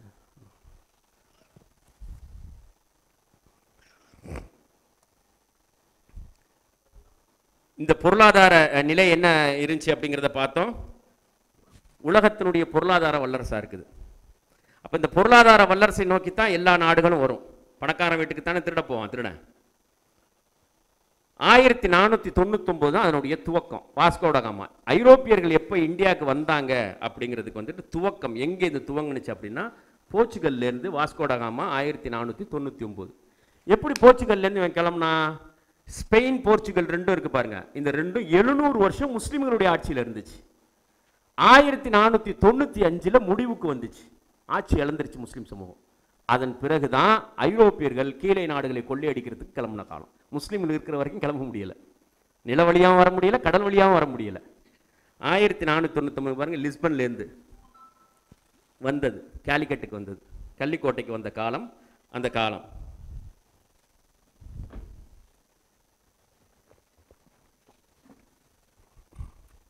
இதெல்லாம் லிங்காக படிச்சுட்டு வந்துட்டீங்கன்னு வச்சுங்க, எவ்வளவு பெரிய விஷயமும் உங்களுக்கு சாதாரண விஷயமா தெரியும். ஏன்னா இதனுடைய தொடர்ச்சி தான் உங்கள் சிலபஸ், வேறு ஒன்றும் கிடையாது. அதனால் போகிறதுக்கு பாதை, இந்தியாவுக்கு பாதை தெரியாமல் அங்கங்கே நின்று வந்தவங்கள்லாம் இறந்து போய் 20-25 கப்பலில் கிளம்பினவங்க 10-15 கப்பல் உள்ள மாலுமிகள் எல்லாரும் இறந்து போயிட்டாங்க. அந்த புயலில் சிக்கி எப்படி போகிறோன்னு தெரியாது அவனுக்கு, கடல் பாதை தெரியாது. அங்கங்கே நின்று பாருங்க, கென்யாவில், அதே மாதிரி முர்தானியில், மும்பாசாவில் நின்று போயிட்டு அதுக்கப்புறமா ஒரு அரபி தான் வந்து அந்த பாதையை காட்டினார் அவருக்கு. நான் வியாபாரம் பண்ண போகணும், எனக்கு இந்தியாவை காட்டி விடுங்கன்னு சொன்னோன்னே இப்னு மாஜின்னு சொல்லி ராசல் கைமா சேர்ந்த ஒரு அரபி என்ன பண்ணார், கேலிக்கட்டுக்கு போகிறதுக்கு உண்டான பாதையை காட்டி விட்டார். அதான் 1499 ஃபஸ்ட்டு இந்த மேற்கு ஐரோப்பிய நாட்டை சேர்ந்த வாஸ்கோட காமா வணிகத்துக்காக வந்த ஆண்டு. அதிலிருந்து இது யார் யார் வந்தால் எந்த ஆண்டு வந்தாங்கங்கிறது ரொம்ப ரொம்ப முக்கியம். இந்த வரிசையில் நீங்கள் எல்லாத்தையும் படிச்சுங்க. 1498 arrival of Portuguese in India in Calicut, கேரளாவில். அடுத்தது 1602 1602 arrival of Dutch, Netherlands, Masulipatnam. சரியா, டச்சுக்காரன் வந்தது. ஆந்திராவினுடைய மசூலிப்பட்டினம் இருக்குது பாருங்கள், அங்கே வந்தது, வியாபாரத்துக்காக வந்தது 1602. அடுத்தது 1606 டென்மார்க்காரன், டேனிஷின் ட்ரங்குபார் தெரியுதா, தரங்கம்பாடிக்கு வந்தது. தரம்பாடிக்கு வரும்போது தான் முதல்ல அவன் பிரிண்டிங் மிஷினை கொண்டுட்டு வர்றான். அந்த பிரிண்டிங் மிஷின் வந்ததுக்கு அப்புறம் தான் சங்க இலக்கியங்கள்லாம் அச்சில் ஏற்றப்பட்டு, அது வரைக்கும் ஓலைச்சுவடிகளாக இருந்துச்சு. அதுக்கப்புறமா தான் திருக்குறள்னு ஒன்று இருக்குதுன்னே மக்களுக்கு தெரிய வந்தது. அவன் பிரிண்டிங் மிஷினை கொண்டு வந்து முதல்ல அச்சடிக்கப்பட்டது கிறிஸ்துவ நூல், பைபிள் தான் அச்சடிக்கப்பட்டுச்சு. தம்புரான் வணக்கம் அப்படிங்கிற அந்த நூல் தான் அச்சடிக்கப்பட்டுச்சு. தமிழில் அச்சடிக்கப்பட்ட முதல் நூல், அச்சு எந்திரத்தில் அச்சடிக்கப்பட்ட முதல் நூல். அதுக்கு முன்னால் ஓலைச்சுவடிகள் தான். அதுக்கப்புறமா தான் சங்க இலக்கியங்கள் எல்லாமே அச்சடிக்கப்பட்டு மக்களுக்கு புழக்கத்தில் வந்தது. அவன் தான் ஃபஸ்ட்டு வரும்போதே கொண்டு வந்து அந்த கோட்டை இன்னும் இருக்குது. நீங்கள் தரங்கம்பாடி, காரைக்காலுக்கு பக்கத்தில் தரங்கம்பாடிக்கு போனீங்கன்னா அந்த கோட்டை இருக்குது, டென்மார்க்காரன் கட்டின கோட்டை. அதுக்கப்புறமா 1608 வில்லியம் ஹாக்கின்ஸு வந்து இறங்கின இடம் சூரத் துறைமுகம், பிரிட்டிஷ்காரன் வந்தது. அதுக்கப்புறம் 664 ஃப்ரெஞ்சுக்காரன் பாண்டிச்சேரிக்கு வந்தது. இதுதான் வெஸ்டர்ன் யூரோப்பியன் கண்ட்ரீஸ்காரன் வியாபாரத்துக்குன்னு வந்து அவங்களுக்கு மத்தியிலே இங்கே பல போர்கள் நடந்து, ஒருத்தனுக்கு ஒருத்தன் போட்டி போட்டு நடந்து எல்லாரும் வியாபாரம் பண்ணுறதுக்கு வந்தாங்க, இங்கேருந்து பொருட்களை வாங்கிட்டு போகணும் அப்படின்னு சொல்லி.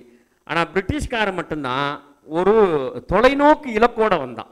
வியாபாரம் மட்டுமே நோக்கம் அல்ல, இந்த நாட்டை கைப்பற்றணும் அப்படிங்கிற அந்த நோக்கம் இருந்தது பிரிட்டிஷ்காரனுக்கு மட்டும்தான். 1608 சரியா. இந்த வரிசையில் நீங்கள் வந்து இந்தியாவினுடைய சூழலை புரிஞ்சுக்கிட்டீங்கன்னு வச்சுக்க, படித்து ரொம்ப ஈஸியாக இருக்கும். இன்னைக்கு சாயங்காலம் வந்துட்டு உங்களை ஃபைனல் கிளாஸில் வந்து நீங்கள் எந்த இலக்கை அடையணும் அப்படிங்கிற அந்த இலக்கை நோக்கி பயணிப்பதற்கு இந்த ஹிஸ்ட்ரி ரொம்ப ரொம்ப முக்கியம். இன்னைக்கு பணக்கார நாடுகளாக இருக்கக்கூடிய வெஸ்டர்ன் யூரோப்பியன் கண்ட்ரிஸ் இருக்குது பாருங்கள், அங்கேருந்து போய் கொள்ளையடிச்சிட்டு குடியிருக்கிற பாருங்க அமெரிக்காவில். இவெல்லாம் யார், அவனுடைய பின்புலம் என்ன அப்படிங்கிறது எல்லாத்தையும் தெரிஞ்சு வச்சுக்கணும். எப்படி இந்த பணம் வந்துச்சு இவங்க கைக்கு, பிரிட்டனுக்கு எப்படி இந்த பணம் வந்துச்சு, இவ்வளவு பெரிய நாடா செல்வ பொருளாதார வல்லரசா வந்துட்டு மாறினது எப்படி, உழைச்சி சம்பாதிச்சதா, வியாபாரம் பண்ணி சம்பாதிச்சதா? இன்றைய முஸ்லிம் சமூகத்தினுடைய பின்னடைவுக்கு 4 முக்கியமான காரணங்கள், மிக முக்கியமான 4 காரணங்கள் பின்னடைவுக்கு. முதல் காரணம் 1757 பேட்டில் ஆஃப் பிளாசி, பெங்கால் வந்து முஸ்லீம்கள் கையிலிருந்து பிரிட்டிஷ் இராணுவத்து கைக்கு போணுச்சு. இது தொடர்பான கிளாஸு விடுவாங்க சார்.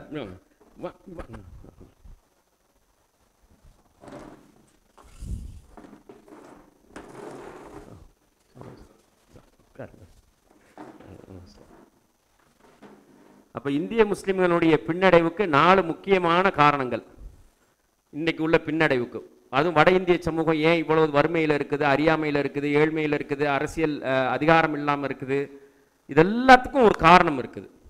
சரி, 1857 வரைக்கும் ஃபர்ஸ்ட் கிளாஸ் சிட்டிசன், 100% லிட்ரஸி, 100 விழுக்காடு கல்வி அறிவை பெற்ற சமூகம் முஸ்லீம் சமூகம்.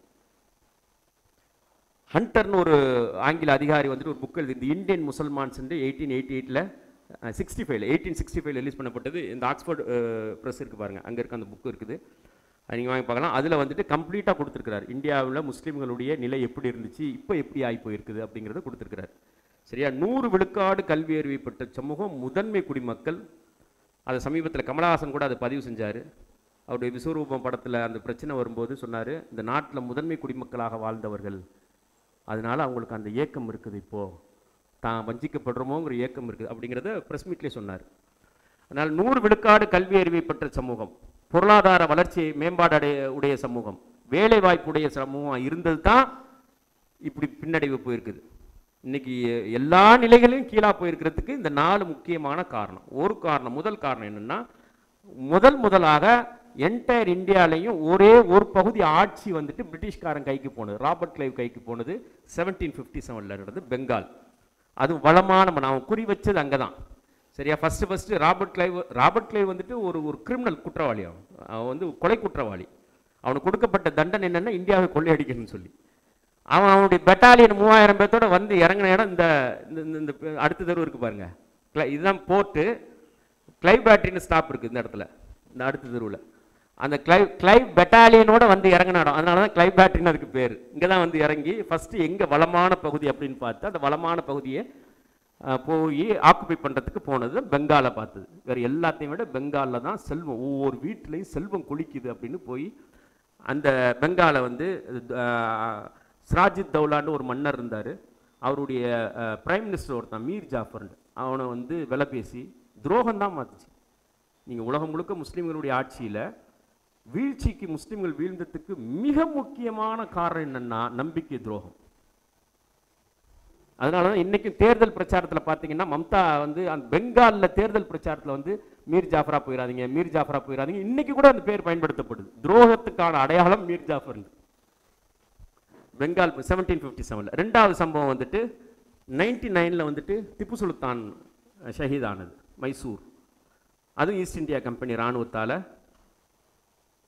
போர்க்களத்திலே இறந்து போனார் 1799. ஃபஸ்ட்டு 1757 பெங்கால் போணுச்சு, ரெண்டாவது வந்துட்டு 1799 மைசூர் போனது. மூணாவது சம்பவம் 1857 என்டையர் முகல் எம்பையரும் டிசால்வ் பண்ணப்பட்டது.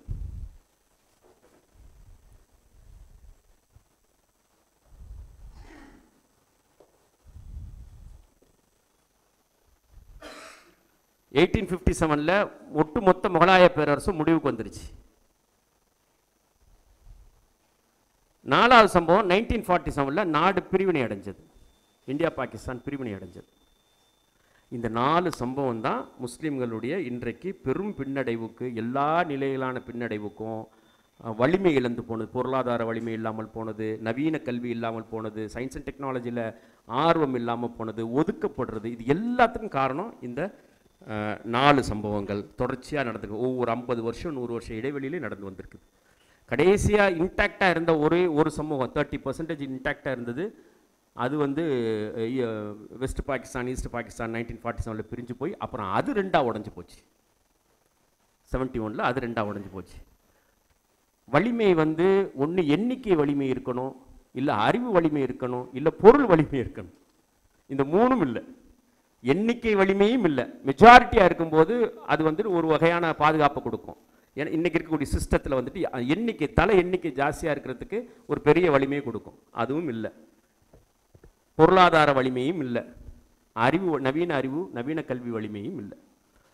எல்லா பின்னடைவுக்கும் 2வது பகடக்காயாக பயன்படுத்தப்படுறதும் காரணம் என்ன அப்படின்னா, அதுக்கு மிக முக்கியமான இந்த 4 சம்பவங்கள் நடந்திருக்கு.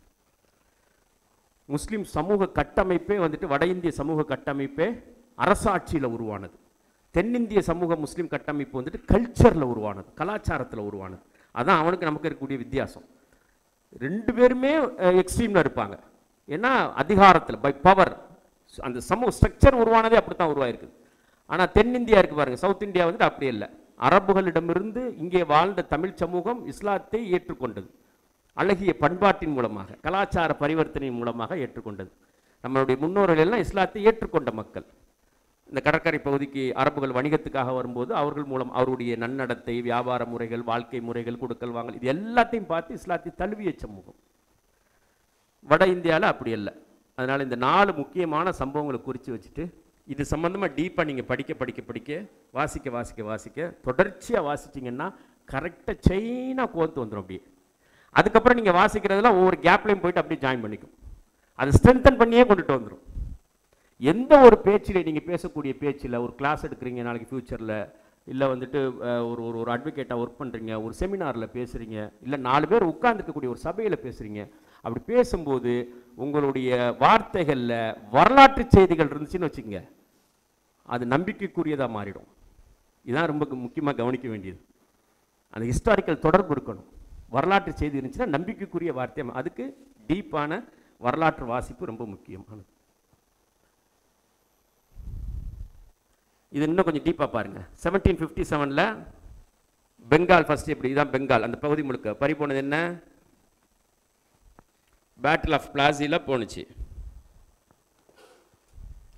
சிராஜுத் தௌலா, ராபர்ட் கிளைவ், மீர் ஜாஃபர், இதெல்லாம் வந்துட்டு அந்த லண்டன் மியூசியத்தில் இந்த படத்தையெல்லாம் பத்திரமா வச்சுருக்கிறாங்க. அன்றைக்கி வந்து வரைகிறது தானே, எல்லா இடத்துலையும் இருப்பாங்க, ஆர்டிஸ்ட் எல்லா இடத்துலையும் இருப்பாங்க. அந்த காட்சியை அப்படி அப்படியே வரைஞ்சி பத்திரப்படுத்தி வைப்பாங்க. மீர் ஜாஃபர் வந்து அந்த படையை இராணுவ போர்க்களத்துக்கு அனுப்பாமல் பாதுகாத்துக்கிட்டான், ஏமாத்தினதுனால முகல் எம்பையர்னுடைய ஒரு போர்ஷன் பறி போணுச்சு. ஒரு பகுதி, அதுவும் வளமான பகுதி பறி போயிடுச்சு.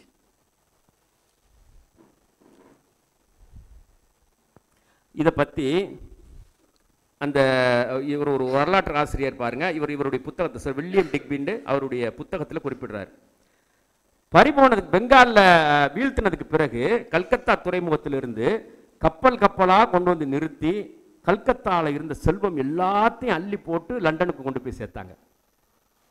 பெரும் பெரும் கப்பலில் ஒரு குண்டுமணியை கூட விடலை, கூட்டி தொடச்சி அள்ளி கப்பலில் போட்டு கொண்டு போய் சேர்த்துட்டான். அதை பற்றி இவர் சொல்கிறார் பாருங்க. இங்கிலாந்து இண்டஸ்ட்ரியல் சுப்ரீமசி, இங்கிலாந்தினுடைய அந்த தொழில் புரட்சி இருக்குது பாருங்க, மேலாண்மை, தொழில் மேலாண்மை, owes its origin to the vast hoards of Bengal and Carnatic. தொழில் புரட்சியை பற்றி படிப்பீங்க. 1750 வந்துட்டு ஆரம்பிக்கப்பட்டது, சரியா? 1750 1760s. இந்த தொழில் புரட்சிக்கு காசு வேணுமா? காசு எங்கேருந்து வந்துச்சு? அது இவர் வில்லியம் டிக்பி சொல்றாரு பாருங்க. Vast hoards of Bengal and Carnatic, பெங்கால்லையும் மைசூர்லையும் அடித்த கொள்ளை. Before Plassey was fought and won, before the stream of treasure began to flow to England, the industries of our country were at a very low ebb. மிக கீழான நிலையில் இருந்த பொருளாதார நிலை, தொழிற்சாலைகளுடைய நிலை இந்த கர்நாடகாலேருந்தும் பெங்கால்லேருந்தும் வந்த செல்வத்தின் மூலமாகத்தான் வளர்ச்சி அடைஞ்சிச்சு. ஒன்று. ரெண்டாவது இவர் பாருங்க, Brooks Adams the law of civilization and decay லண்டனில் வந்துட்டு அவர் வந்துட்டு அவர் கொடுக்குறா பாருங்க. Very soon after Plassey the Bengal plunder began to arrive in London. The effect appears to have been instantaneous. உடனடியான மாற்றம் ஏற்பட்டது லண்டன்ல. For all authorities agree that the industrial revolution, தொழில் புரட்சி, எல்லோரும் ஒத்துக்கொள்வார்கள், தொழில் புரட்சி, the event that has divided the 19th century from all antecedent time. அந்த ஒரு சம்பவம் எல்லா அதுக்கு முந்தைய நிலைகளிலிருந்து உலகத்தையே மாற்றி அமைச்சதுன்னு எல்லாரும் ஒத்துப்பாங்க. began with the year 1760. Plassey was fought in 1757. இதுதான் வந்து பெங்காலையும் கர்நாடகாலையும் ஈஸ்ட் இந்திய ராணுவம் அடித்த கொள்ளைக்கான ஆதாரங்கள் யூகேக்கு கொண்டு போய் சேர்த்தது தொழில் புரட்சி. 1799ல 757ல பெங்கால், 42 வருஷம் கழிச்சு கர்நாடகால மைசூர்ல திப்பு சுல்தானுடைய அரண்மனையை கொள்ளையடித்து கொண்டு போய் சேர்த்தது. போர்க்களத்திலே இறந்து போனார் திப்பு சுல்தான்.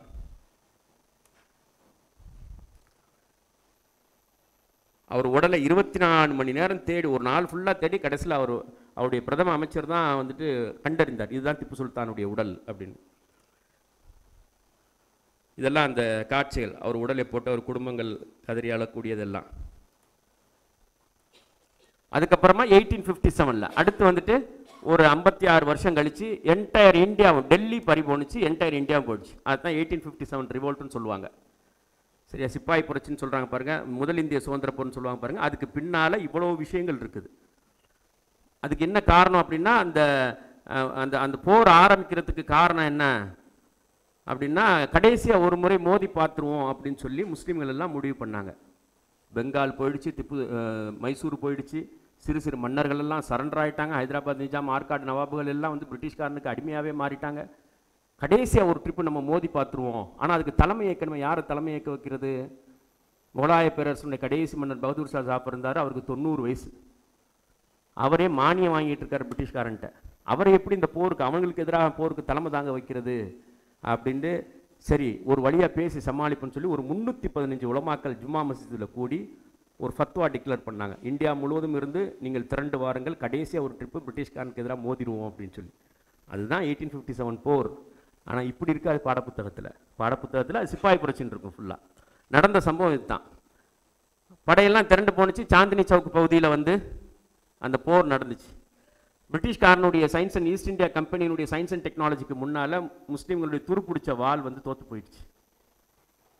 இவங்க வெறுமனே துருப்பிடிச்ச வாளை மட்டும் வச்சுட்டு அல்லாஹ் அக்பர் அல்லாஹ் அக்பர்னு கத்திக்கிட்டே நின்னாங்க. அதில் அந்த படையில் அந்த போரில் கலந்துக்கிட்ட இராணுவ வீரர்களே வரலாறு நாட்குறிப்பில் எழுதியிருக்கிறாங்க. அல்லாஹ் அக்பர் என்றே சத்தம் எழுப்பி கொண்டே இருந்தார்கள். சுட்டு வீழ்த்தினோம், அப்போதும் அல்லாஹ் அக்பர் என்றே சத்தம் எழுப்பி கொண்டிருந்தார்கள். சாந்தினி சவுக்கில் நடந்த இந்த போர் வட இந்தியா முழுவதும் நடந்துச்சு. அதில் வந்துட்டு ரொம்ப மோசமான விளைவுகள் ஏற்பட்டுச்சு. சரி, இத்தனை வருஷமாக மானியம் வாங்கி சாப்பிட்டு இருக்கக்கூடிய இந்த மன்னர் இருக்கார், முஸ்லீம்கள் எப்படி இவ்வளவு ஆக்ரோஷமாக திரண்டாங்கன்னு சொல்லி அந்த போர் முடிஞ்சதுக்கப்புறம் ஒரு கமிஷன் ஒன்று போட்டு ஆய்வு பண்ணாங்க. இப்போ ஈஸ்ட் இந்தியா இராணுவத்தை கலைச்சிட்டு டைரெக்டாக வந்து பிரிட்டிஷ் கவர்மெண்ட்டே வந்துட்டு ராணியே பொறுப்பெடுத்துக்கிட்டாங்க. 1857 போருக்கு முடிஞ்சதுக்கப்புறம் ஒரு கமிஷனை போடுறாங்க, ஆய்வு செஞ்சு கொடுங்கன்னு சொல்லி. அந்த கமிஷன் ரிப்போர்ட் கொடுத்துச்சு, மதரசா மாணவர்கள் தான் முஸ்லீம்களை ஒன்று திரட்டியது டெல்லியில் அப்படின்னு அந்த கமிஷன் ரிப்போர்ட் கொடுத்துச்சு. அப்படின்னா மதரசாவே தேவையில்லையே, இப்படி ஒரு எஜுகேஷன் சிஸ்டமே அவசியமே இல்லையே அப்படின்னு சொல்லி ராணி சொன்னாங்க. அடுத்து ஒரு 5-6 வருஷம்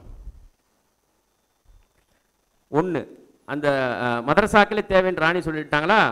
இந்த போருக்கு தலைமை ஏற்றது எப்படி? 90 வயசுல நம்மள்கிட்ட மானியம் வாங்கிட்டு இருந்த பகதூர் ஷா ஜாஃபர் எப்படி அவர் வந்து தலைமை ஏற்றாரு? அப்போ அவரை என்ன பண்ணாங்க, கைது செஞ்சு, இதெல்லாம் வந்து அந்த ரியலான ஃபோட்டோஸ், கைது செஞ்சு அவர் கண்ணு ரெண்டையும் குருடாக்கி அவர் பிள்ளைகளுடைய தலையை வெட்டி, வாங்க வாங்க வாங்க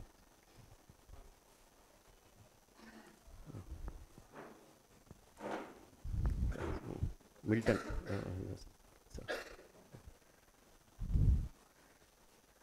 ரங்கூனுக்கு நாடு கடத்தப்பட்டார் பகதூர் ஷா ஜாஃபர்.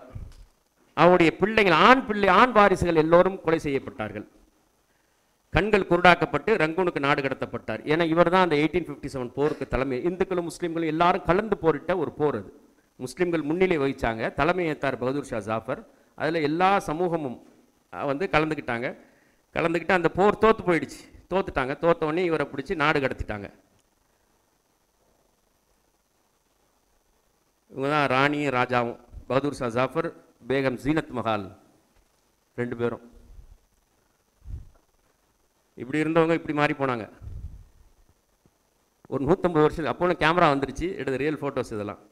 கண்கள் குருடாக்கப்பட்ட நிலையில் அவங்க இந்த மாதிரி வந்துட்டு மாறி போய் கடைசியில் பராமரிப்புக்கு ஆள் இல்லாமல் அவங்களுடைய வாழ்க்கை முடிஞ்சு போச்சு.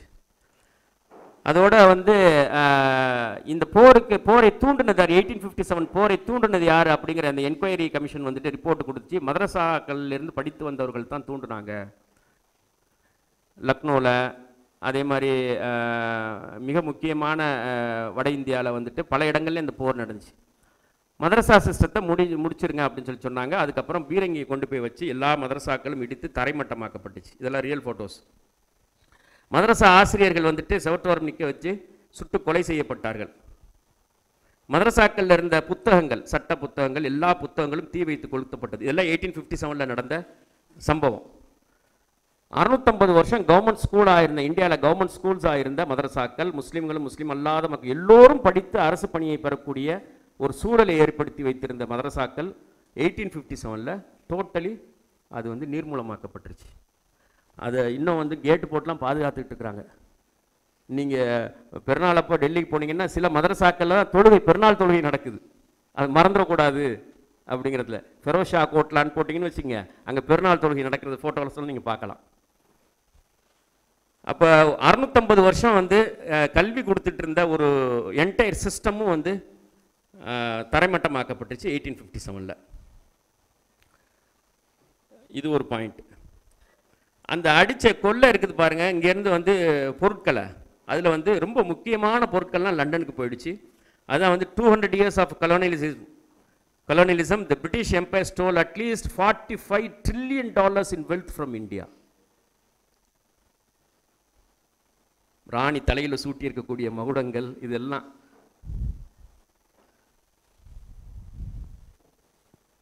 இது சம்பந்தமாக நிறைய ஆர்டிக்கல் வந்திருக்குது. இன்னொன்று பாருங்கள், இந்த எக்கனாமிக் ஆந்த்ரோபாலஜிஸ்ட் ஜாசன் ஹிக்கல்ங்கிறவரும் டைலன் செல்வியன் அவருங்க 2 பேரும் எழுதுகிற புத்தகம், India suffered 165 million excess death due to British colonialism between 1880 and 1920. 40 வருஷத்தில் 165 மில்லியன் மக்கள், ஏறக்குறைய 16 கோடி பட்டினியால், பசி பட்டினியால் இறந்து போனாங்க கலோனியல் சிஸ்டத்தினால.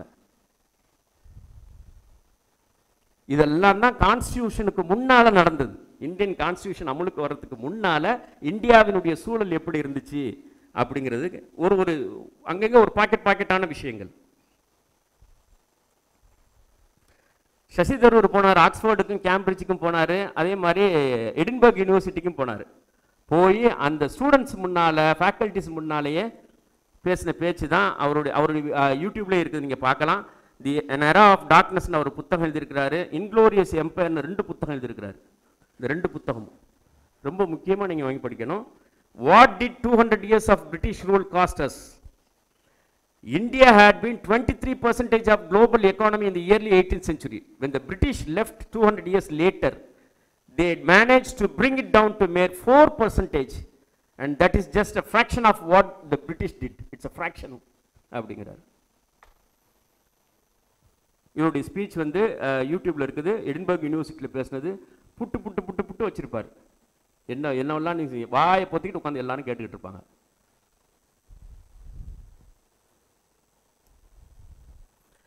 முக்கியமான பெயர்கள் சொல்கிறேன். அந்த பெயர்கள் வந்து புத்தகம் இருக்குதா? இது சீர்மை புத்தகம் போட்டிருக்காங்களா? வரலையா? சீர்மை புத்தகத்தில் வந்து சீர்மை பதிப்பகத்தில் இப்போ ஒரு 4 பாகம் வெளியிட்டிருக்கிறாங்க. அந்த புத்தகத்தில் நான் சொல்லக்கூடிய இந்த பெயர்கள், இவங்களை பற்றின வரலாறு இருக்குது. இவங்க எல்லாத்தையும் பேரை குறிப்பி வச்சுட்டு நீங்கள் கட்டாயம் படித்து தெரிஞ்சுக்கிட்டிங்கன்னா நான் சொன்னதனுடைய இன்டெப்த்தான விஷயங்கள் தெரிஞ்சுக்கலாம். மௌலானா ஷா வலியுல்லா 1703 1762 வரைக்கும் வாழ்ந்த இஸ்லாமிய வரலாற்றில் இந்தியாவில் தோன்றிய 2வது புரட்சியாளர், முஜத்தீதுமாங்க, புனரமைப்பாளர்கள். முஸ்லீம் சமூகத்தினுடைய எல்லா நிலைகளையும் வளர்ச்சியடைய செய்வதற்கு, புனரமைப்பு செய்வதற்கு உருவான புரட்சியாளர்கள். அல்லாஹ்வுடைய தூதர் சொன்னாங்க, எனக்கு பின்னால் நபி கிடையாது. பெருமானார் ரசூலுல்லாஹி ஸல்லல்லாஹு அலைஹி வஸல்லம் நபிகள் நாயகம் சொன்னாங்க, எனக்கு பின்னால் நபி கிடையாது. ஆனால் ஒவ்வொரு நூற்றாண்டினுடைய பகுதிகளிலும், உலகத்தின் ஒரு பகுதியிலும் பல பகுதிகளிலும் இந்த மார்க்கத்திற்கு புத்துயிர் ஊட்டி முஸ்லீம் சமூகத்துக்கு புத்துணர்ச்சி ஏற்படுத்தக்கூடிய புரட்சியாளர்கள் வந்து கொண்டிருப்பார்கள் அப்படின்னாங்க. அந்த வரிசையை வரலாற்றில் தொகுத்துருக்குறாங்க. உமர் பின் அப்துல் அஜீஸ் ரஹ்மத்துல்லாஹி அலைஹி அவங்க காலத்திலிருந்து அப்படியே வரிசை இமாம் ஷாஃபி ரஹ்மத்துல்லாஹி அலைஹி, இமாம் அஷரி அப்படின்னு சொல்லி தொகுத்துருக்குறாங்க. அதில் வந்துட்டு இந்தியாவில் தோன்றிய இரண்டாவது புரட்சியாளர் மௌலானா ஷா வலியுல்லா முஹத்திஸ் தெஹ்லவி. ஒருத்தர் பேரையா சொல்கிறார், அவங்களுடைய மகன் ஷா அப்துல் அசீஸ் தெஹ்லவி. அதை பற்றி நீங்கள் படிக்கணும். இதெல்லாம் வந்துட்டு அந்த கலோனியலிசத்துக்கு எதிராக எப்படி வந்து முஸ்லீம் சமூகம் ஆயுதம் தாங்கி போராடுனுச்சு அப்படிங்கிறதுக்காக என்ன செஞ்சாங்க. அவங்களுடைய சீடர் அந்த சையத் அகமது ஷஹீத் பரேல்வி அப்படின்னு சொல்லுவாங்க. இந்தியாவில் ஒருத்தருக்கு வந்துட்டு அமீருல் மூமினின் அப்படின்ட்டு ஒரு பெயர் சூட்டப்பட்டுச்சுன்னா அது இவருக்கு தான், சையத் அகமது ஷஹீத்.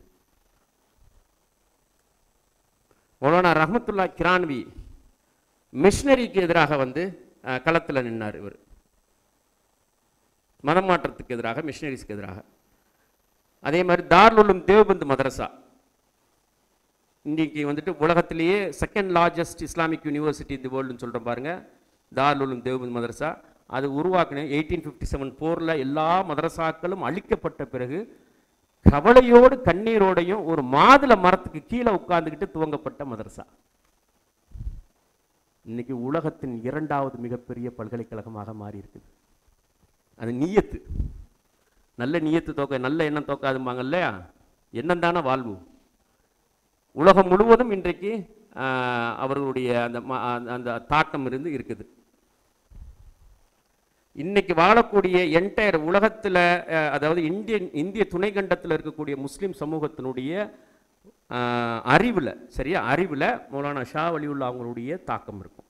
என்டையர் இந்தியன் சப்கான்டினென்ட்டில் இவங்க தான் ஹதீஸை இந்தியாவுக்கு கொண்டுட்டு வந்தது. அதுக்கு முன்னால் இந்த 6 ஆதாரபூர்வமான ஹதீஸுங்கிறது இந்தியாவில் கிடையாது. மிஷ்காத்துங்கிற தொகுப்பு மட்டும்தான் இருந்துச்சு. புகாரி, இப்னு மாஜா, திருமதி இப்படிலாம் இருக்கும் 6 ஹதீஸ் கிதாபுகள் இருக்குது, ஆதாரபூர்வமான 6 நூல்கள். அதை இந்தியாவுக்கு கொண்டுட்டு வந்தது இவங்க தான். தட் இஸ் 18th செஞ்சுரியில் தான் வந்துச்சு. அதனால தான் ஹதீஸ் வாசிக்கும் போது அறிவிப்பாளர் வரிசையில் இங்கேருந்து நான் இவரிடமிருந்து படித்தேன், இவர் அவரிடமிருந்து படித்தார், அவர் அவரிடமிருந்து படித்தார்னு போய் ஷா வலியுல்லாட்ட போய் நின்று அங்கேருந்து மதீனாக்கு போகும். சையத் அஹ்மத் கான் 1857 போருக்கு பிறகு முஸ்லீம் சமூகத்தை மீள்கட்டமைப்பு செய்கிறதுக்காக, சயின்ஸ் அண்ட் டெக்னாலஜி எஜுகேஷனுக்காக தெருத்தருவா போய் திட்டு வாங்கி, அடி வாங்கி, காஃபிர் ஃபத்வா வாங்கி எல்லாம் செஞ்சு ஒரு நிறுவனத்தை உருவாக்கினார். சின்னதாக ஒரு ஸ்கூலை உருவாக்கினார், முகமடன் ஆங்கிலோ ஓரியண்டல் காலேஜ் அப்படின்னு சொல்லி. That is Aligarh Muslim university. இன்னைக்கு மிக பிரம்மாண்டமாக வளர்ச்சி அடைஞ்சிருக்கு பாருங்க. எல்லாத்தினுடைய துவக்கமும் 0வாக தான் இருக்கும், 1லேருந்து தான் துவங்கும், ஒரு செங்கல்லேருந்து தான் துவங்கும் எல்லாமே. சையத் அஹ்மத் கான் பெரும் மாற்றுது சாதாரண வாழ்க்கையில். அவர் இத்தனைக்கும் அவர் வந்து பெரிய நீதிபதிகள் குடும்பம், அதையெல்லாம் தூக்கி போட்டு தெருத்தருவாக இறங்கினார். நத்வத்துல் உலமான்னு ஒன்று இருக்குது, தாருல் உலூம் நத்வத்துல் உலமான்னு சொல்லி லக்னோவில். அதுவும் ஐடியாலஜிக்கலாக எல்லா முஸ்லீம் சமூகம் எல்லா பிரிவுகளையும் ஒன்றா கொண்டுட்டு வரணுங்கிற அடிப்படையில் உருவாக்கப்பட்ட, கவலையோடு உருவாக்கப்பட்ட நிறுவனம். இதெல்லாத்தினுடைய தொடர்ச்சி தான் நீங்கள் நான் எல்லாரும். ஆமாம், இது இல்லாமல் நீங்கள் நான்லாம் கிடையாது. மௌலானா மஹ்மூத் ஹசன் தாருல் உலூம் தேவ்பந்தினுடைய முதல் மாணவர், மாதுளை மரத்துக்கு கீழே உட்கார்ந்திருந்த முதல் மாணவர் மஹ்மூத் ஹசன். மௌலானா ஹுசைன் அஹ்மத் மதனி ஜம்மியத்துல் உலமா ஹிந்தினுடைய உருவாக்கம். இவங்க தான் வந்துட்டு காங்கிரஸோட, காந்தியோட, நேருவோட ரொம்ப இணக்கமாக இந்தியாவினுடைய விடுதலைக்காக கைகோர்த்து நின்று போராடினவங்க. இந்தியா பாகிஸ்தான் பிரிவினையை எதிர்த்தவங்க. தாருல் உலூம் தேவ்பந்த் மதரசாவே பிரிவினைக்கு எதிராக தான் நின்றுச்சு. மௌலானா இலியாஸ் காந்தலவி இது நம்ம தப்லீக் ஜமாத் இருக்குமா, இதனுடைய ஃபவுண்டர். சரியா, சின்ன லெவலில் ஆரம்பிச்சு, என்னடா முஸ்லீம்னு பேர் வச்சுருக்கான், தொழுவ போக மாட்டேங்கிறான், ஒன்றும் செய்ய மாட்டேங்கிறான், தொழுகிறது எப்படின்னு தெரில, ஒழு செய்கிறது எப்படின்னு தெரில, துவா கேட்குறது எப்படின்னு தெரில, ஒன்றுமே தெரில, பேர் மட்டும் இருக்குது, எல்லா வேலையும் பண்ணுறான். தடுக்கப்பட்ட, இஸ்லாத்தில் தடுக்கப்பட்ட எல்லா தொழிலும் பண்ணுறான், எல்லா வேலையும் செய்கிறான். ஹஜ்ஜிக்கு போகிறதே மறந்து போயிருந்துச்சு முகலாய சமூகத்தில். முஸ்லீம் சமூகம் ஹஜ்ஜிக்கு போகணுங்கிற சிந்தனையே இல்லாமல் இருந்துச்சு. இந்த சையத் அஹ்மத் ஷஹீத் இருக்கிறார் பாருங்க, அவர் என்ன பண்ணார், ஒரு 700 பேர்த்தை திரட்டிக்கிட்டு ஃபர்ஸ்ட் டைமாக போனார். That is on 19th செஞ்சுரியில். அதுக்கப்புறமா தான் ஹஜ்ஜிக்கு போகணுங்கிற உணர்ச்சியே வந்து முஸ்லீம் சமூகத்துக்கு வந்திருக்குது. இந்த ஒரு 150-200 வருஷம் அந்த அளவுக்கு முஸ்லீம்கள் வாழ்ந்துருக்கிறாங்க வட இந்தியாவில். மௌலானா காந்தலவி வந்துட்டு இப்படி இருக்கிறானே, இவனை பள்ளியோட தொடர்படுத்தி விட்டு தொலை சொல்லிட்டோம்னா பாக்கி எல்லாம் தானாக வந்துடும் அப்படிங்கிறதுக்காக அவரும் கவலையோடு போராடி அந்த ஒரு நிறுவனத்தை உருவாக்கினார். 9 கோடி ஃபாலோவர்ஸ் இன்னைக்கு. உலகம் முழுவதும் 9 கோடி ஃபாலோவர்ஸ் இருக்கிறாங்க தப்லீக் ஜமாத்துக்கு. உலகம் முழுவதும் இயங்குது. தொழுப்போ அப்படின்னு மட்டும்தான் சொல்லுவாங்க. வேற எந்த சர்ச்சைக்குரிய விஷயத்திலையும் அவங்க வந்துட்டு அதுக்கான நேரம் இல்லை, அதுக்கான வேலையும் எங்களுது இல்லை. தொழுகை வெற்றியை தரும். அப்போ தொழுதுரு முதல்ல, உன்ட்டு எல்லா பண்புகளும் வந்துடும் அப்படின்னு சொல்லி இவங்க எல்லாத்தையும் பற்றியும் படிச்சுங்க. ஃபைனலாக 1947 ஏற்பட்ட அந்த பிரிவினை வந்துட்டு ஃபைனலாக முஸ்லீம் சமூகத்துக்கு பேரிடியாக இறங்கினது. நாடு பிரிவினை. எல்லா மதரசாக்களும் ஆலிம்கள் எல்லாரும் எதிராக இருந்தாங்க. ஆனால் வந்து எலைட் செக்டார்னு சொல்லக்கூடிய முஸ்லீம் சமூகத்தில் இந்த நவாபுகள் அவங்க வந்துட்டு பாகிஸ்தான் வேணும் அப்படின்ட்டு, இதெல்லாம் வட இந்திய பிரச்சனை, தென்னகத்துக்கு இதுக்கு சம்பந்தமே கிடையாது. ஆனால் இன்னைக்கு நம்ம மேலே திணிக்கப்படுற எல்லா பிரச்சனையும் இம்போர்ட் ஆகுது. வட இந்திய முஸ்லீம் சமூகத்தினுடைய பிரச்சனை ஒட்டுமொத்த முஸ்லீம் சமூகத்தினுடைய பிரச்சனையாக மாற்றப்படுது. நாடு பிரிவினை அடைஞ்சிச்சு 1947. உலக வரலாற்றிலே இல்லாத அளவுக்கான புலம்பெயர்வுகள். 20 லட்சம் மக்கள், இந்துக்கள், முஸ்லீம்களும் சீக்கியர்களும் கொல்லப்பட்டார்கள். 20 லட்சம், 2 மில்லியன் மக்கள் இறந்து போனாங்க. அதனுடைய பாதிப்புகள் இன்னும் புறையோடி போயிருக்குது வட இந்தியாவில். 2 தரப்புலையும் புறையோடி போயிருக்குது. அந்த பாதிப்புடைய வெளிப்பாடுகள் தான் புதுதாக வருது. சிஏஏ சட்டம், அந்த சட்டம், இந்த சட்டம், முத்தலாக் சட்டம், மாற்றரசு, எல்லாமே வட இந்திய பிரச்சனை. தென்னக முஸ்லிம்களுக்கும் அந்த பிரச்சனைகளுக்கு சம்பந்தமே கிடையாது. ஆனால் நம்ம மேலே திணிக்கப்படுது, நம்மளையும் அந்த போராட்ட காலத்துக்கு தூண்டப்படுது.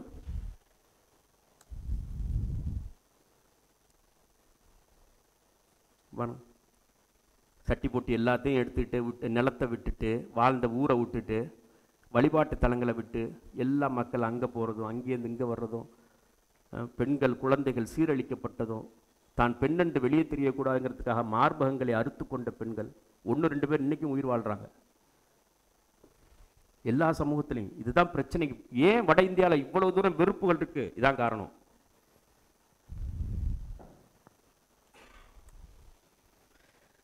அந்த பார்ட்டிஷன் அதில் ஏற்பட்டிருக்கக்கூடிய வடுக்கள் உச்சத்தில் இருந்த நேரத்தில் கான்ஸ்டியூவன்ட் அசம்பிளி உருவாக்கப்படுது.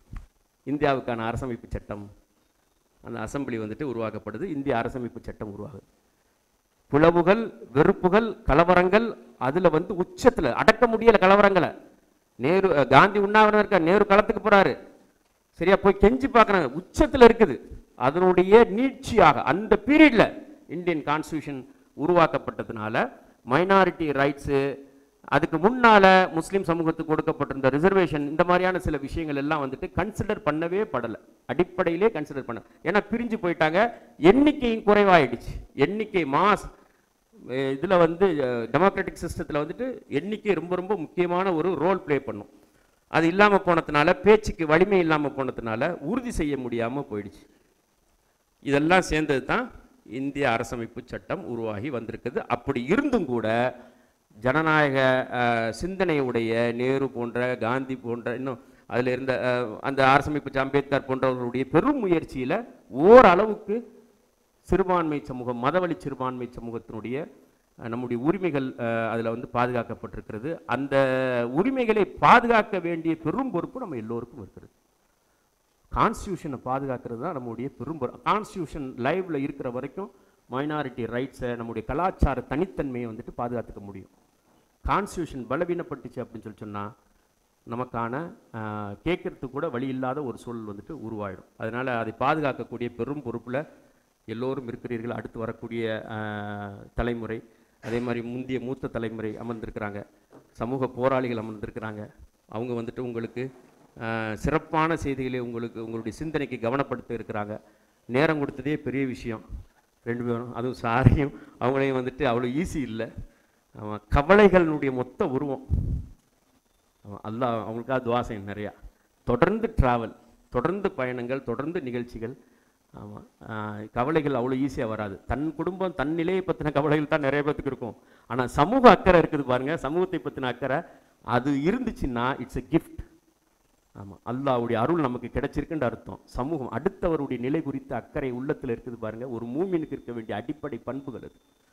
அந்த வகையில் வந்துட்டு பெருமக்கள், 2 பெருமக்கள் இன்ஷா அல்லாஹ், அவங்க இளையராஜா சார் வந்துட்டு லஞ்சுக்கு வர இருக்கிறாங்க. அவங்க நல்ல செய்தியை உங்களுக்கு கவனப்படுத்த இருக்கிறாங்க. உங்கள் வாழ்க்கைக்கு, உங்களுடைய கல்வி பயணத்துக்கு பயனுள்ள செய்திகளை, அதன் பிறகு ஃபைனலாக வந்துட்டு இலக்கை நோக்கி எப்படி பயணிப்பதுங்கிறத பார்த்து இன்ஷா அல்லாஹ் நிகழ்ச்சி நிறைவு பெறும். அஸ்ஸலாமு அலைக்கும் வரஹ்மத்துல்லாஹி வபரகாத்துஹு.